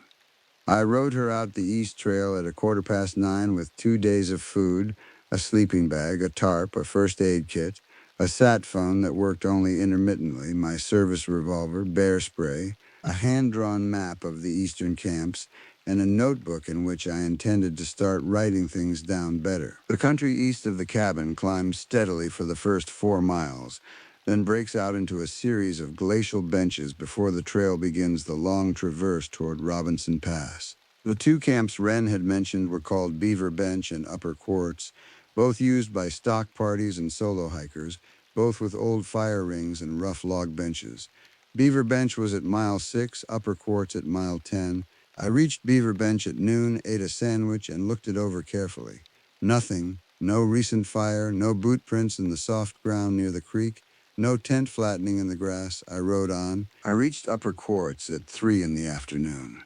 The fire ring was cold, but had been used recently, within the last week. There were boot prints in the dust around it, a Vibram pattern, size 11 by my eye. There was a square depression in the grass about 30 feet from the ring, the size of a small 2-person tent. There was no gear, no trash, no food. Whoever had been there had packed out cleanly. I called Boyd's name 3 times into the timber and got no answer. I rode the perimeter of the meadow looking for a second set of prints leading out and could not find one going east toward the pass. I found one going north, off trail into the timber along a small unnamed drainage, a single set, the same Vibram pattern. The prints were maybe 3 or 4 days old, the edges softened by one rain. I had told Wren I would not go looking. I sat on Phyllis at the edge of the meadow for 10 minutes, and I argued with myself, and in the end I decided I would follow the prints a half mile and no farther, just to see if they turned back toward the trail or continued north. A half mile in forest is not a thing you can measure with any precision. I followed for what I judged to be about that distance, and the prints continued, and I followed another quarter mile, and then I came to a clearing that was not on any map I had seen. The clearing was perhaps an acre, roughly oval, and it had been cleared by hand. The stumps were old, weathered gray, but they had been cut with a saw, not by storm. In the center of the clearing was a structure I did not know how to read. It was a frame of lashed lodgepole poles, about 10 feet tall, 4-sided, open on all sides, no roof, no walls, just the frame. Beneath it, the ground had been scraped down to bare dirt and tamped flat. Around the frame, at intervals of perhaps 6 feet, 8 wooden stakes had been driven into the ground, each about waist high, each topped with a small flat stone. There was nothing else in the clearing. No fire pit, no trash, no tools. The whole arrangement was clean and old and made with care, and I could not see any reason for it to exist. I dismounted. I tied Phyllis to a small spruce at the edge of the clearing. I walked the perimeter of the structure slowly, and I took photographs with the small digital camera in my pack, and I made detailed sketches in the notebook. I touched one of the lashings. It was tarred twine, the kind you can buy at any hardware store, and it was dry and old, probably 5 or 6 years in the weather. I touched one of the stakes. It moved slightly in its hole. I considered pulling it out to see how deep it was set, and then, for reasons I cannot fully explain, I decided not to. The Vibram prints continued north out of the clearing, but I did not follow them. I had told Wren a half mile. I had already gone too far. I mounted Phyllis and I rode back to Upper Quartz and from there back toward Beaver Bench, intending to make the cabin by nightfall. I did not make the cabin by nightfall. About a mile past Beaver Bench, with maybe 40 minutes of light left, the mule stopped on the trail and would not go forward. I have ridden enough stock to know that when an animal that has walked a trail 100 times decides it will not walk it the 101st, you listen. I sat on her and listened. The wind was moving the high tops of the lodge poles, a steady, soft sound. Quartz Creek was below us to the right, loud over its rocks. And from the timber on the uphill side, perhaps 200 yards off, I heard a voice. The voice said, "Hey." Then it said, "Hey, over here." It was a man's voice, mid-range, slightly hoarse, perfectly clear. The wind was not strong enough to be carrying it from far away. The terrain was not the kind that bounces sound. It was simply a man 200 yards uphill in the timber calling out. I did not answer. I put my hand on the radio and then I took it off the radio. I thought about Boyd Garrick. I thought about a man hurt in the timber, 2 days from anyone, who had finally heard a horse on the trail. I thought about the structure in the clearing. I thought about Wren saying, "You do not go looking on your own." The voice said, "Hey, buddy, over here." I said, "Are you Boyd Garrick?" There was a pause of perhaps 4 seconds. Then the voice said, Yeah, I'm Boyd. I'm hurt. Come up." I sat on the mule. I did not move. The wind moved in the lodge poles. The creek ran. After maybe 20 seconds, the voice said, "Buddy, hey, come up." The cadence was almost identical to the first time it had said, "Come up." The same pauses, the same intonation on the word "hey," almost identical, but not quite. It was as if someone were reading it from a card the second time, having read it from the card the first time as well. I said, "Boyd, what's the name of your wife?" There was a much longer pause, maybe 15 seconds. Then the voice said, "Hey, over here." I turned Phyllis around on the trail and I rode back toward Beaver Bench, and I did not look behind me, and I did not stop until full dark, and I made cold camp at Beaver Bench without a fire, and I slept with a revolver under the edge of my bedroll, and I did not sleep much. I made the cabin by 10 the next morning. I got on the radio and I got Wren on the line within 20 minutes, and I told her, in order, what I had found at Upper Quartz, what I had found in the clearing, and what had happened on the trail at dusk. I did not editorialize. I read it from the notebook. When I was done, Wren was quiet for a long time. Then she said, "Do not patrol east of Beaver Bench until I get there. I am coming in tomorrow with Delmar and 2 sheriffs. Stay at the cabin. Sleep with the door barred. Do you have the bear spray inside?" I told her I did. She said, "Good." Then she said, "The structure you found, describe it again."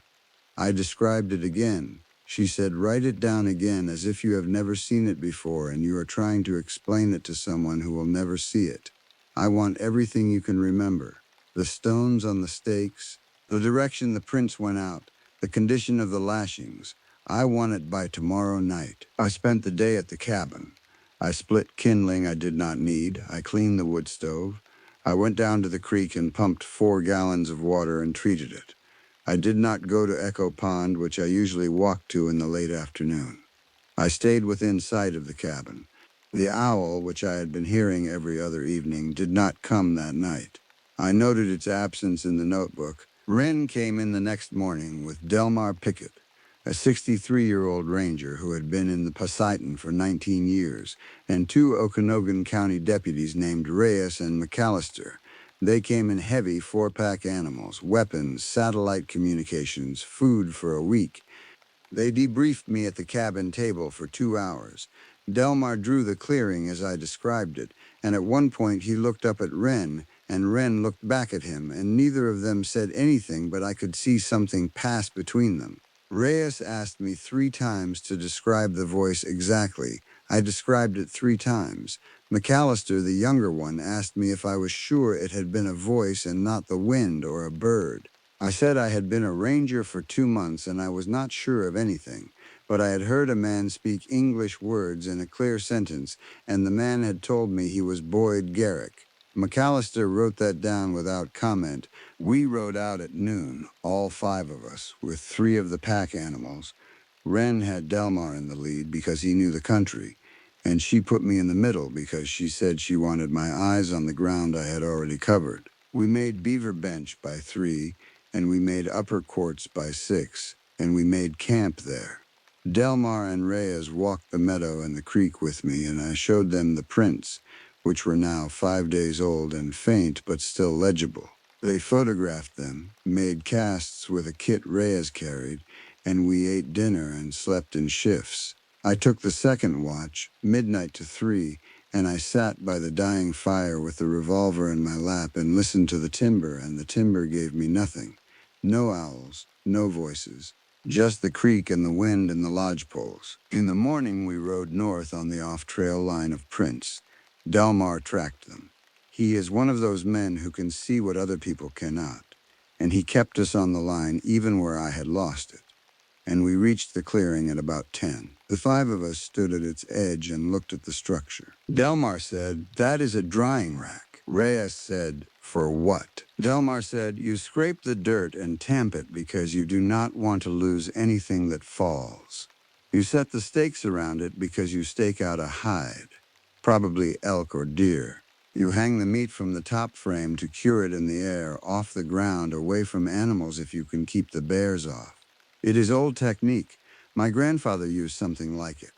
The stones on top of the stakes are weights for the hide." McAllister said, "Who would be drying meat illegally 6 miles off trail in the Pasayten wilderness?" Delmar said, "Somebody who does not want to be found." We worked the clearing for 3 hours. Reyes pulled one of the stakes and found it set in a hole maybe 16 inches deep, packed with small stones made to last. The lashings on the frame had been replaced more than once over the years, some old, some only a season or 2 old. The scraped earth under the frame had stains on it that Reyes photographed and sampled. The prints going out of the clearing to the north faded into a small drainage, and we lost them in a rocky wash about a half-mile up. Delmar said the wash drained from a basin called Lost Horse, and Lost Horse was country he had not been into in 11 years, and that did not appear on the most current trail maps because there was no trail. Wren got on the satellite phone for a long time, and when she came back to us, she said, "We are going to Lost Horse tomorrow, all 5 of us." We did not find Boyd Garrick.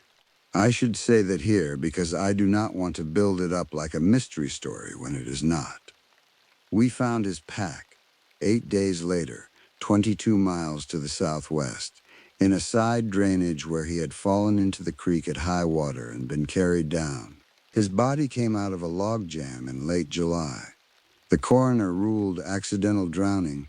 He had never been near Upper Quartz. He had never been on my trail. Whatever happened to him happened the way it happens to a lot of solo hikers in cold water country. And it had nothing at all to do with the clearing or the voice or the drying rack. But that is later. On the morning of the 4th day, the 5 of us rode north out of the clearing toward Lost Horse Basin, and what I found there is the part I have the most trouble writing about. Lost Horse Basin is not large, maybe 300 acres of glacial bench, but it is hard to get into. The drainage we followed climbed 1,000 feet in 2 miles through deadfall so thick we dismounted and led the animals for most of it. We made the lip of the basin at about 2 in the afternoon. Delmar held us there and glassed the basin floor for almost an hour with a spotting scope before he said anything. Then he handed the scope to Wren. Wren looked for a long time. Then she handed the scope to me. What I saw through the scope was a cabin.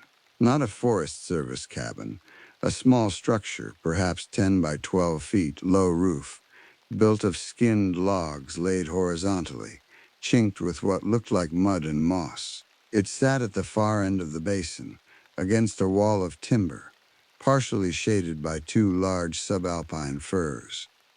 There was a stovepipe coming out of the roof. There was no smoke. There was a small clearing in front of it with a fire ring and what looked like a work table, and beyond the clearing a structure I recognized from photographs in my notebook. a drying rack, smaller than the one in the first clearing, but the same construction. Reyes saw it next. He was quiet for a long time. Then he said, "That is not on any of our maps." McAllister said, "How can it not be on the maps?" Reyes said, "Because someone built it without telling anyone, and the helicopters do not overfly this basin because it is in the deepest interior of the wilderness, and the satellite imagery is 20 years old and shows nothing but timber." Delmar said, "Somebody has been living up here for a long time." We approached on foot. Wren and Reyes had drawn their weapons. McAllister carried a long gun. Delmar and I were not armed except for the revolver on my hip and bear spray, and we hung back maybe 40 feet. They cleared the cabin in the manner I had seen on training videos, fast and disciplined, and the cabin was empty. They came out and waved us in. I will tell you what was in the cabin in the order I saw it. A bunk built into one wall, with a wool blanket, folded. A small wood stove, cold but with ashes in it, ashes that were perhaps 2 weeks old by Delmar's estimate. A table with a kerosene lantern, a cup, a tin plate, a worn paperback of poems by Robert Service. A shelf with about 20 cans of food, mostly beans and stew, the labels faded but readable, dated from purchases over the last 6 or 7 years. A water jug. A set of clothes hung on pegs, a man's clothes, sized for someone tall and thin, a leather pouch with about $40 in old bills, a bone-handled knife, sharp, oiled, and on a small table by the door, a battery-powered cassette player, the kind that had been common in the 1980s with a handful of cassettes in unmarked cases, and beside it a small portable speaker, the kind hunters sometimes use for game calls, and beside that a notebook. I read the notebook with gloves on. The handwriting was small and neat, and the entries were short and went back, by my reading, almost 12 years. The first entries were about weather and game and the building of the cabin. The middle entries were about supply runs to a cache the writer had made down toward the Methau Valley, 3 days' walk, where he met a person he called the friend twice a year.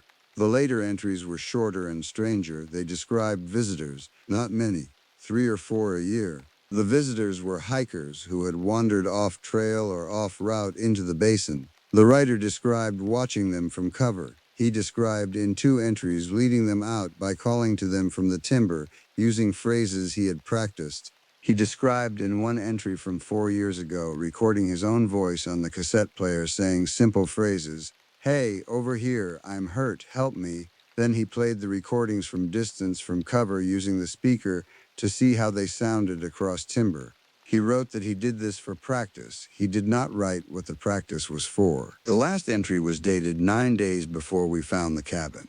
It said, "In full, the new ranger has come east twice. He is alone. The animal stops on the trail and listens. Tomorrow I will go down to the bench and listen myself." I sat down on the floor of the cabin and I put my head in my hands for a while. Wren put her hand on my shoulder and she said, "This is a man who has been living off the grid in this basin for 12 years and who has been watching hikers and rangers. He has not killed anyone we know of. He may never have intended to. He may simply be a person who came out here 12 years ago for reasons of his own and stayed, and his mind has gone in directions we are not going to fully understand. We will find out who he is. We will find him. You are not crazy." The voice you heard was a recording, played through that speaker from somewhere in the timber above the trail. He was practicing on you, or testing you. We will know more when we find him. We did not find him that day. We searched the basin until dark, and we slept inside the cabin and outside it in shifts. And we searched for 2 more days, and we did not find him. Reyes called in additional deputies and a Forest Service investigator, and they came in on day 6, and they processed the cabin like a crime scene, and they took the notebook and the cassettes and the player and the speaker as evidence. The cassettes, when they were eventually listened to, contained the voice of a man, mid-range, slightly hoarse, repeating short phrases over and over with small variations in cadence. "Hey, over here, I'm hurt, help me, buddy." The variations were what he had been practicing. He had been studying how to sound like a person in distress, alone in the woods, calling for help. The investigation determined that the man living in Lost Horse Basin had almost certainly been someone named, in the notebook only, by a single initial. He had built the cabin between 2013 and 2014, working alone, using hand tools, packing in materials over a route nobody had reconstructed. The friend he met twice a year at the Maythow cache was identified 2 months later as a retired hardware store owner in Twisp, who, when interviewed, admitted to leaving canned food and ammunition at a marked location for a man he had known briefly 30 years before and who had asked him for help. The hardware store owner said the man had told him in 2013 that he was going into the country and would not be coming back out, and that all he asked was twice yearly resupply for as long as the hardware store owner was willing. The hardware store owner had been willing. He said he had never been told and had never asked what the man was doing or why. The man himself, the one who had lived in the cabin, was never found.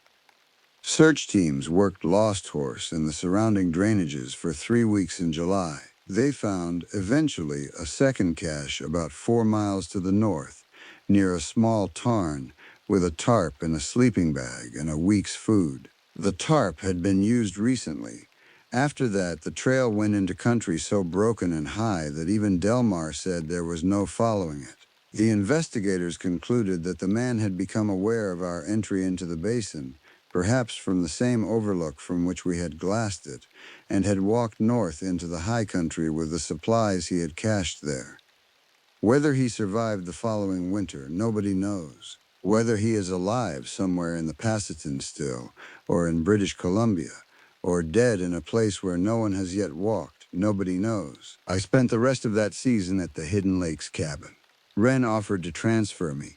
She said nobody would think less of me for going down to a front country post for the rest of the summer. I told her I wanted to finish my year. She looked at me for a long time and she said, "All right, but the loop trail east of Beaver Bench is closed for the season. You do not go up there." I told her I would not go up there. She rode out 2 days later, and I went back to the work of the cabin, the splitting of wood, the pumping of water, the patrolling of the western half of my district, and the writing down of what I saw. The owl I had been hearing in the evenings did not come back for the rest of the summer. I think now, though I cannot prove it, that the owl had not been an owl. I think it had been a man 200 yards up the ridge behind my cabin in the last hour of light, practicing 2-tone and 3-tone calls on a handheld game caller, learning how I responded, learning what time I sat on the porch and what time I went inside. I think he had been doing this for several weeks before he decided to come down to the bench and use the voice on me. I do not know why he chose to use the voice on me when he did. I do not know whether, if I had answered the voice differently on the trail above Beaver Bench, I would have ridden up into the timber and disappeared the way Boyd Garrick was thought, briefly, to have disappeared. I will never know that. I have stopped trying to know it. I closed the cabin on October 14th. I rode out behind Phyllis, who had carried me through it all without complaint, and I met Wren at the trailhead with the 2-pack mules, and she helped me unload. We did not talk much. At the truck, before I drove down to Winthrop, she handed me an envelope. Inside was a printed photograph from the cabin in Lost Horse. It was the only personal photograph that had been in the cabin, tucked into the back of the Roberts Service paperback. It showed a young man, maybe 25 years old, in an army uniform, standing in front of a frame house with 2 other young men. The face had been circled in pencil. On the back of the photograph, someone, perhaps the man himself, had written a single sentence. It said, "I never came home." Wren said, "The investigators are not releasing this. I am giving you the copy because I think you need it." He was a person. He was a person who got broken in a way we do not fully understand and went into the country and stopped being able to come back. The voice he used on you was not a trick to lure you to your death. It was, I think, the voice of a man who had not spoken to another human being in months, practicing what he would say if he ever did. You happened to be the person he practiced on. I have thought about that for a long time. I am not sure she is right. I am not sure she is wrong. I went back to Pay Satan the following May, and I worked the Hidden Lakes District for 4 more seasons, and I never heard the voice again, and I never saw a structure in the woods I could not explain, and I never followed a track off trail. I learned the names of the wildflowers. I split a great deal of wood. I paid down my debt. I slept well most nights in the cabin on Quartz Creek with the door barred and the revolver in the drawer beside the bed, and with the photograph of the young soldier in the back of my notebook where I could see it when I opened the page. I keep it there still, not as a warning, as a reminder that what walks in the woods in the deep country where no one goes is almost always a person whose story we will never know, a person who was once a young man in front of a frame house with friends before something happened that he could not come back from.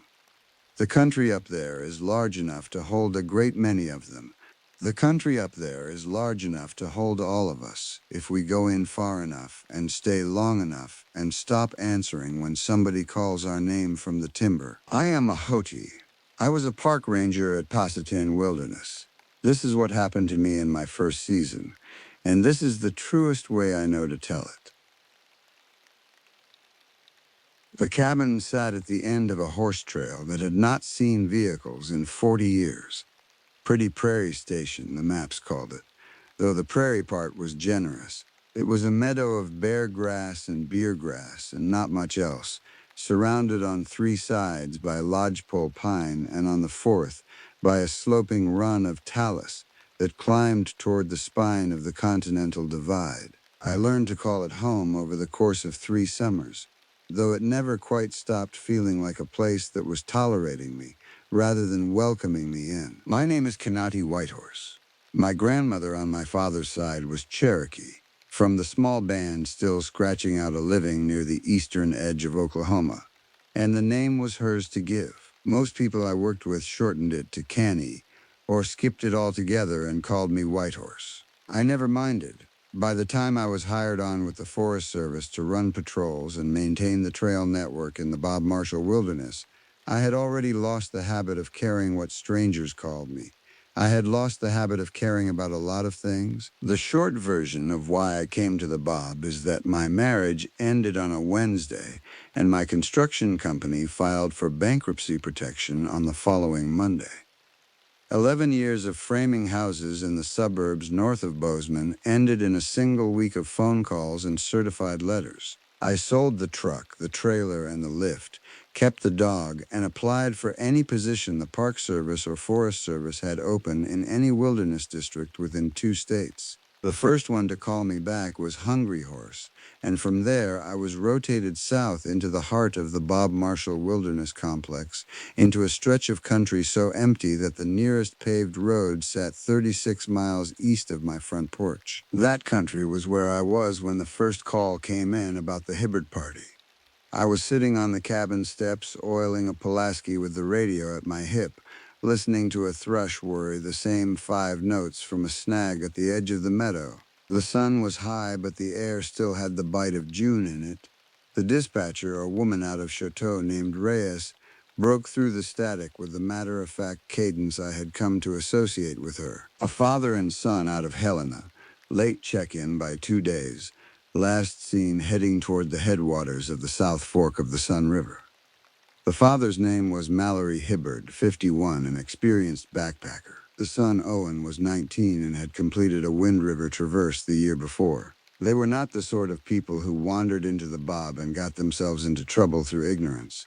That was the first thing that made my shoulders tighten. Reyes asked if I could sweep the spur trail that climbed up out of Pretty Prairie toward Prairie Reef before the formal search team mobilized in the morning.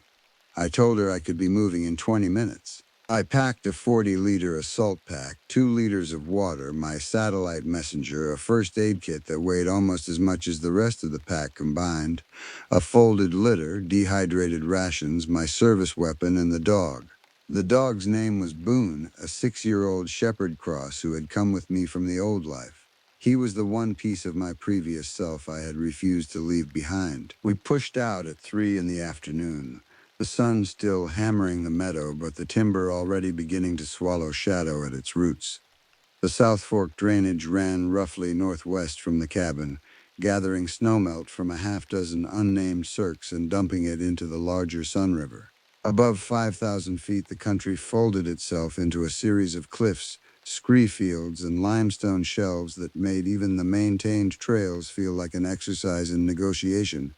Off trail, it became something else. A kind of country where a turned ankle could take a strong man 3 days to walk out of, and a broken leg could keep him in the ground. The first 3 miles passed without anything to note.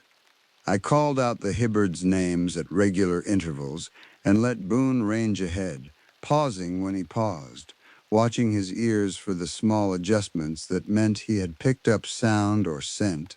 The trail switched up through Old Burn, the silver corpses of fire-killed pine still standing in the meadow despite the 18 years since the fire.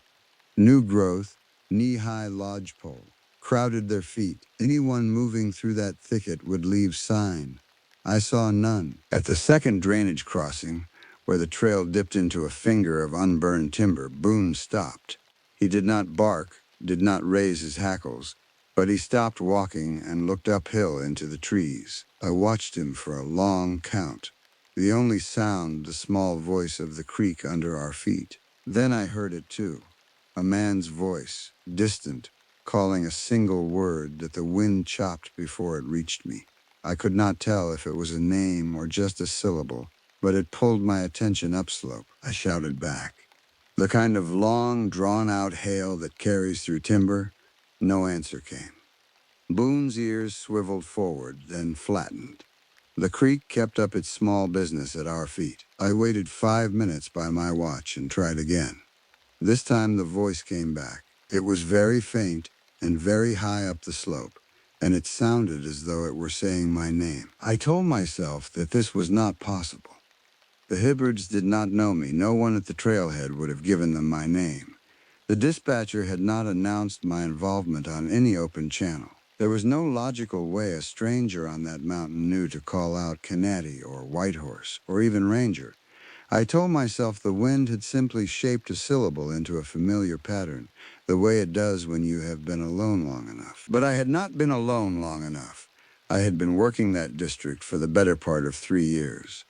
I knew how the wind acted in the South Fork. I knew the way the sound of a creek can carry up a slope and double back on itself.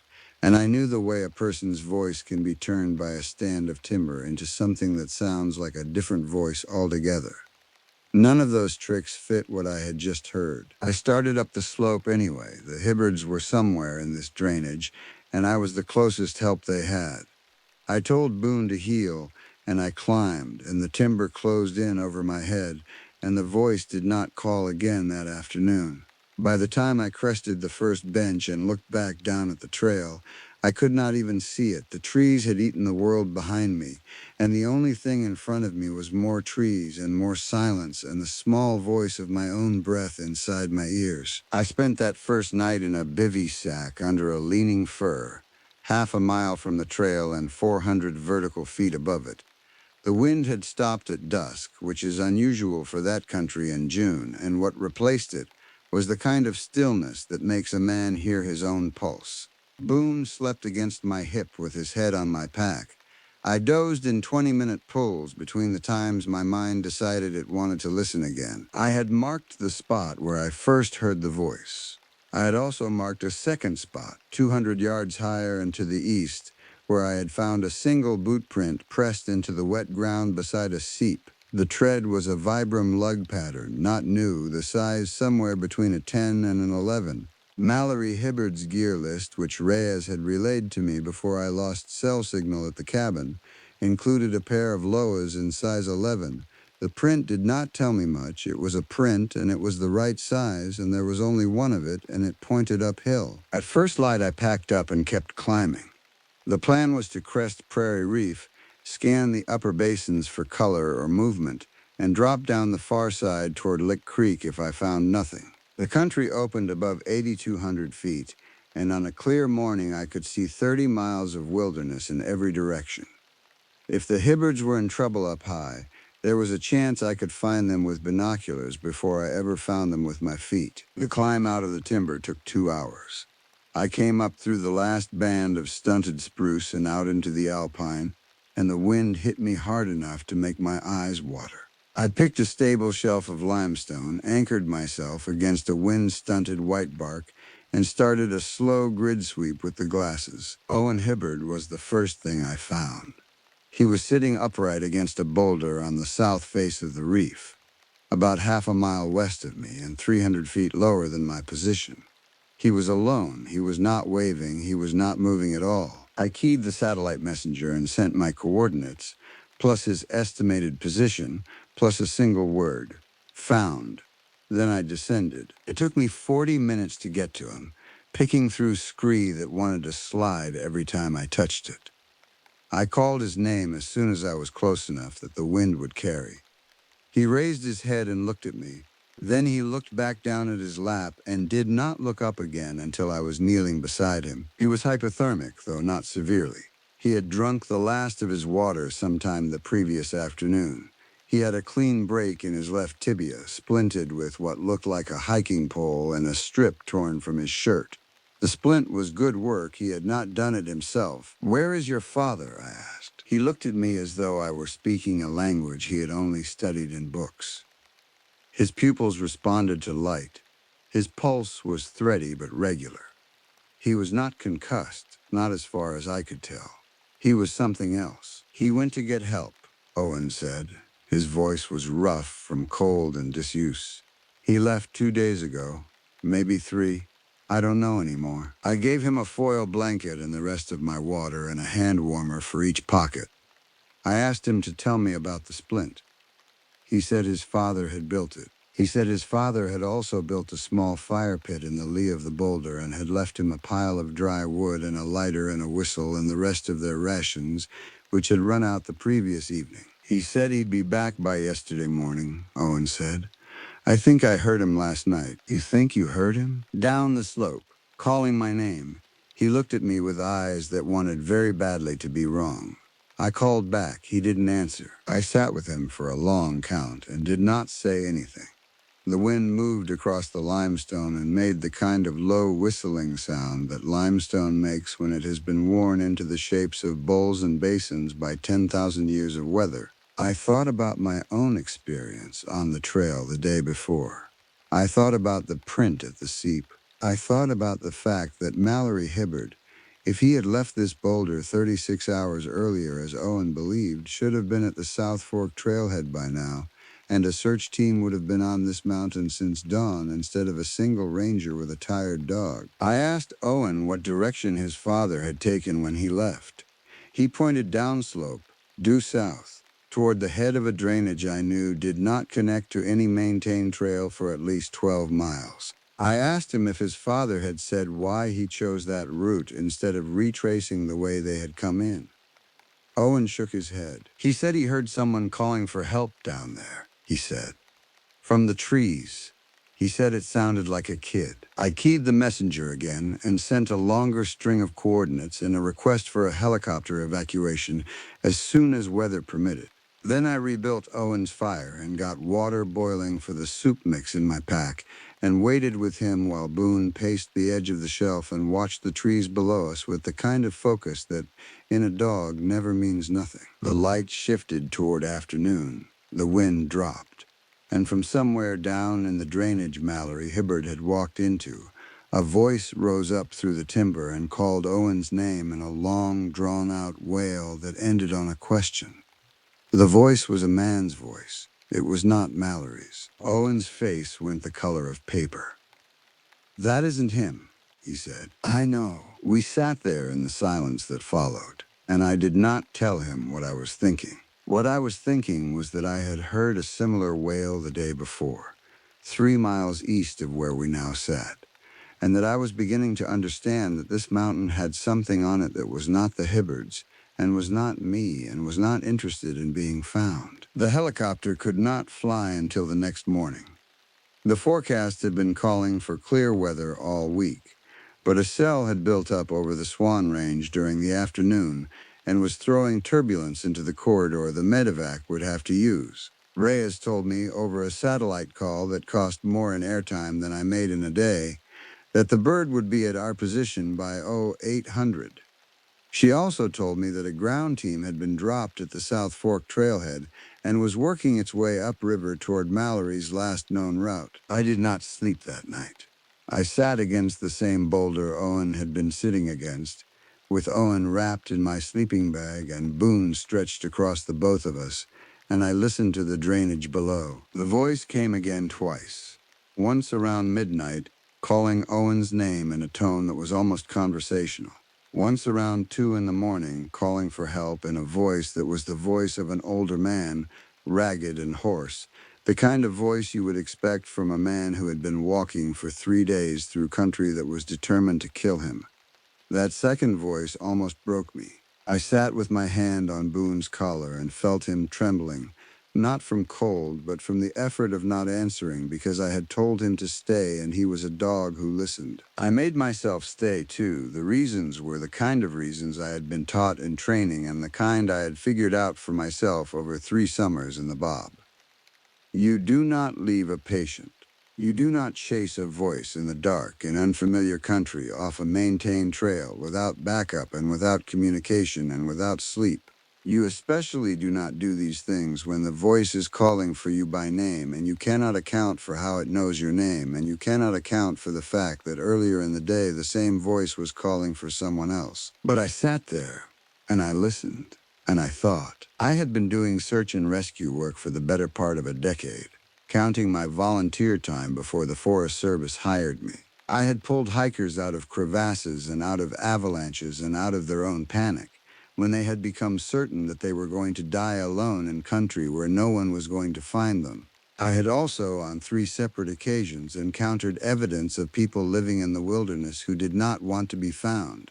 The first time was a pot grow in the Kootenai. The second was a fugitive from a Spokane warrant living in a half-collapsed mine a dit south of Lincoln. The third was a small group of survivalists, 4 men and a woman who had built a turf-roofed cabin on a bench above the Middle Fork and had defended their territory with rifles when a Forest Service surveyor stumbled across it during a timber inventory. In every one of those cases, the people I encountered had developed strategies to keep strangers away from their position.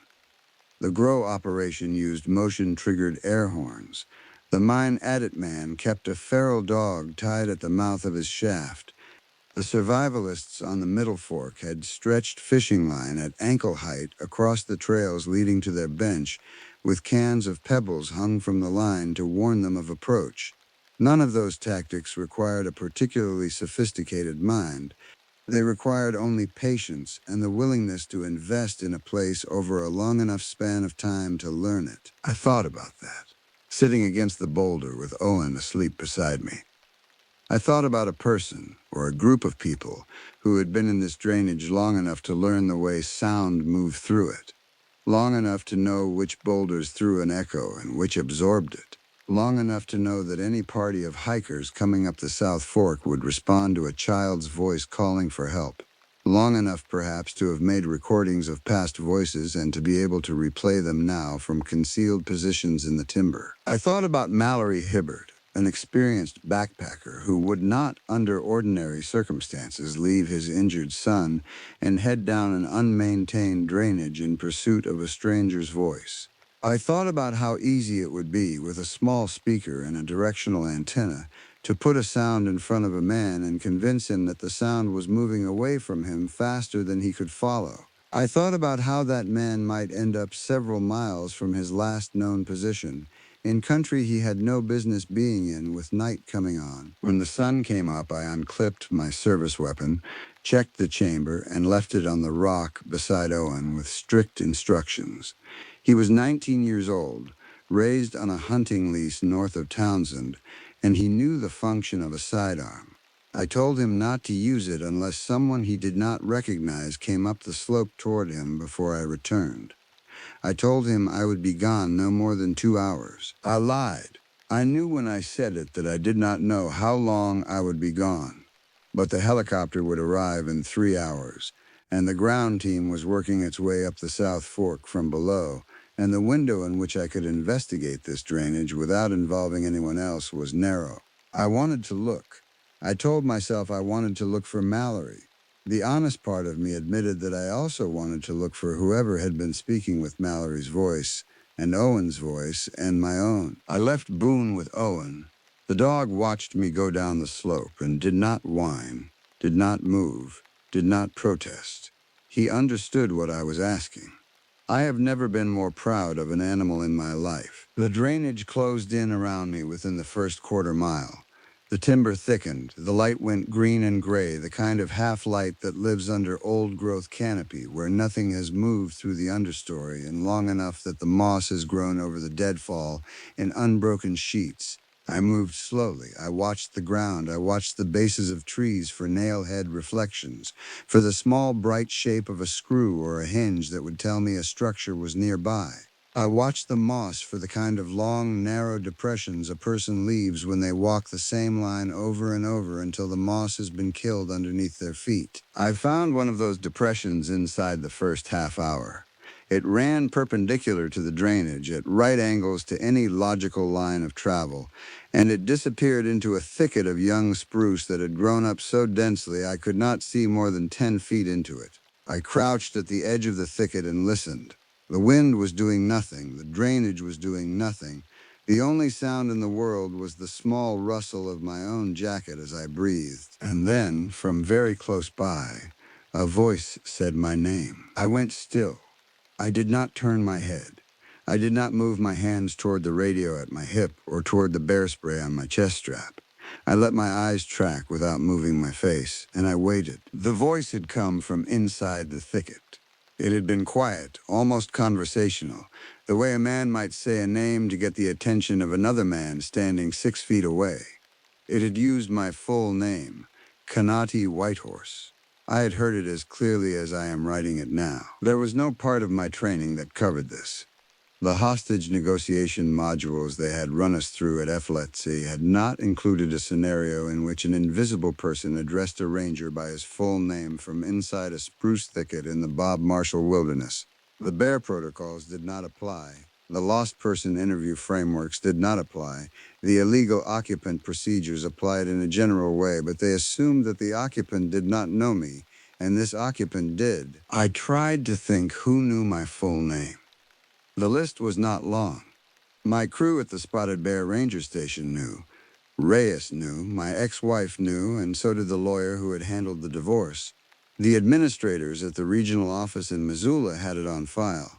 None of these people would be in this drainage. None of them had any reason to be. I made myself say it out loud. I hear you. I'm a federal officer. I'm going to back away slowly, and we're both going to do this without anyone getting hurt. The voice did not answer. The thicket did not move. After what felt like a long time but was probably 90 seconds, I began to back up the way I had come. I kept my eyes on the thicket. I kept my hands visible. I did not draw down. The reasons I did not draw down were many, but the most important one was that I could not see a target, and a ranger who fires into vegetation he cannot see through is a ranger who is going to bury someone he did not mean to bury. I covered 50 yards in this way, moving backward and watching, before I turned and started uphill at a pace that was as close to a run as the terrain would allow. The slope grabbed at my boots. The deadfall fought me. I went up that mountain with the kind of focus a man has only a handful of times in his life. When I came out of the timber and onto the talus, my legs were shaking and my mouth tasted like copper. Owen was where I had left him. Boone was where I had left him. The sidearm was still on the rock. The morning sun was climbing toward the ridge, and I could hear, very faintly, the rotor wash of a helicopter somewhere down toward the Sun River. I sat down beside Owen and I told him, very calmly, that we were going to be quiet now until the helicopter arrived. He looked at me and did not ask any questions. I think he had been listening to the drainage the same way I had, and I think he had heard things I did not need to ask him about. The Black Hawk came in at 08:15. The pilot, whose name was Mendez and whose voice over the radio was the most welcome sound I had ever encountered, put it down on a flat spot 100 yards above us. A flight medic named Kessler ran the distance with a litter, and within 20 minutes Owen was loaded and stable and the bird was lifting again, banking out over the South Fork drainage and beating its way toward Kalispell Regional. I stood on the shelf with Boone and watched it go, and I felt my whole body unclench for the first time in 2 days. The ground team reached us a little after 11. There were 6 of them, all of them people I knew, and they brought with them the small comfort of voices I could account for. The team leader was a woman out of Augusta named Edeline Strom. She had run search and rescue in the Bob for 15 years and was the closest thing the district had to an institutional memory. I told her what I had found, what I had heard, and what I had done. She listened without interrupting, which was something I had always appreciated about her. When I finished, she looked down toward the drainage and was quiet for a long count. "There was a man up here in the late 90s, she said. Lived in a dugout he'd built into a slope above Lick Creek. Used to mess with rangers, would call out their names from the timber. He had a CB radio he'd boosted and a directional speaker. He'd listen to our radio traffic and pick up our names, then play them back at us when we got close to his dugout. We thought he was a vet at first. Turned out he was a kid from Spokane who'd had some kind of break. What happened to him? He hung himself in a county lockup in 1998. Before the trial, she looked at me with an expression I could not read. The wind had picked up again. Below us, the timber moved in green waves. "It's not him, Connie," she said. "He's been dead longer than you've worked here." "I know, but somebody learned from him. Or somebody figured the same trick out on their own." We did not find Mallory Hibbard that day. We did not find him the next day either. The search ran for 9 days with helicopters and dogs and as many ground personnel as the district could spare, and the only thing we recovered from that drainage was a torn piece of Mallory's pack strap, which we found 2 miles below the spot where I had been addressed by name. The strap had been cut, not torn. The cut was clean, the kind a sharp knife makes when it is being used by someone who is paying attention. The pack the strap had come from was never recovered. Neither was Mallory. The case is still open technically, though the active phase ended after the 2nd week, and the file has long since moved into the cold drawer at the Lewis and Clark County Sheriff's Office. What we did find on the 7th day of the search was a small clearing about 3 miles down the drainage I had backed out of. The clearing contained a fire ring that had been used recently, the ash still showing color when we sifted it. It contained a length of paracord strung between 2 trees at chest height with a small mesh bag hanging from it. The bag held a single weatherproof speaker, an MP3 player with a fresh battery, and a sheet of folded paper. The paper had a list of names on it. They were the names of every ranger who had patrolled the South Fork drainage in the past 5 years. My name was the 11th on the list. It had been written in a careful, almost schoolteacher hand, and the ink was no more than 2 weeks old. The investigation, such as it was, did not produce a suspect. The MP3 player held 43 audio files, some of them recordings of children calling for help, some of them recordings of women, some of them recordings of men. A handful had been recorded recently enough that the files held metadata pointing to a model of phone that had not been on the market more than 3 years. The rest had been transferred from older sources and had no useful metadata at all. None of the voices belonged to any missing person whose case file we could match through the regional databases. The files had been collected, we eventually concluded, the way some people collect coins, with patience and a particular kind of attention. The ranger names on the sheet of paper were verified through office records. Whoever had compiled the list had either been inside the Spotted Bear station at some point in the past 5 years, or had access to someone who had been.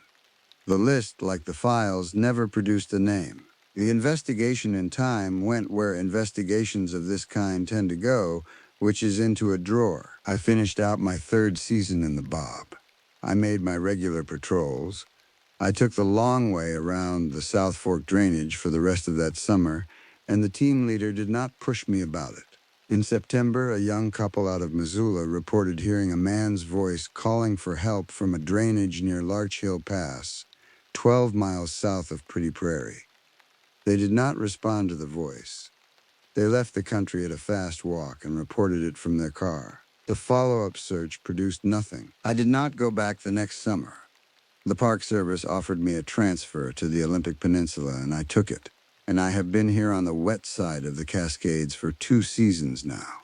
The country here is its own kind of country, and I am learning it the way I learned the Bob, slowly and without expecting it to love me back. Boone is still with me, though he is grayer around the muzzle now and walks with a stiffness in his left hip that the vet says is the start of arthritis. He does not sleep through the night anymore, neither do I. I have thought about the voice in the spruce thicket more times than I can count. I have run the possibilities.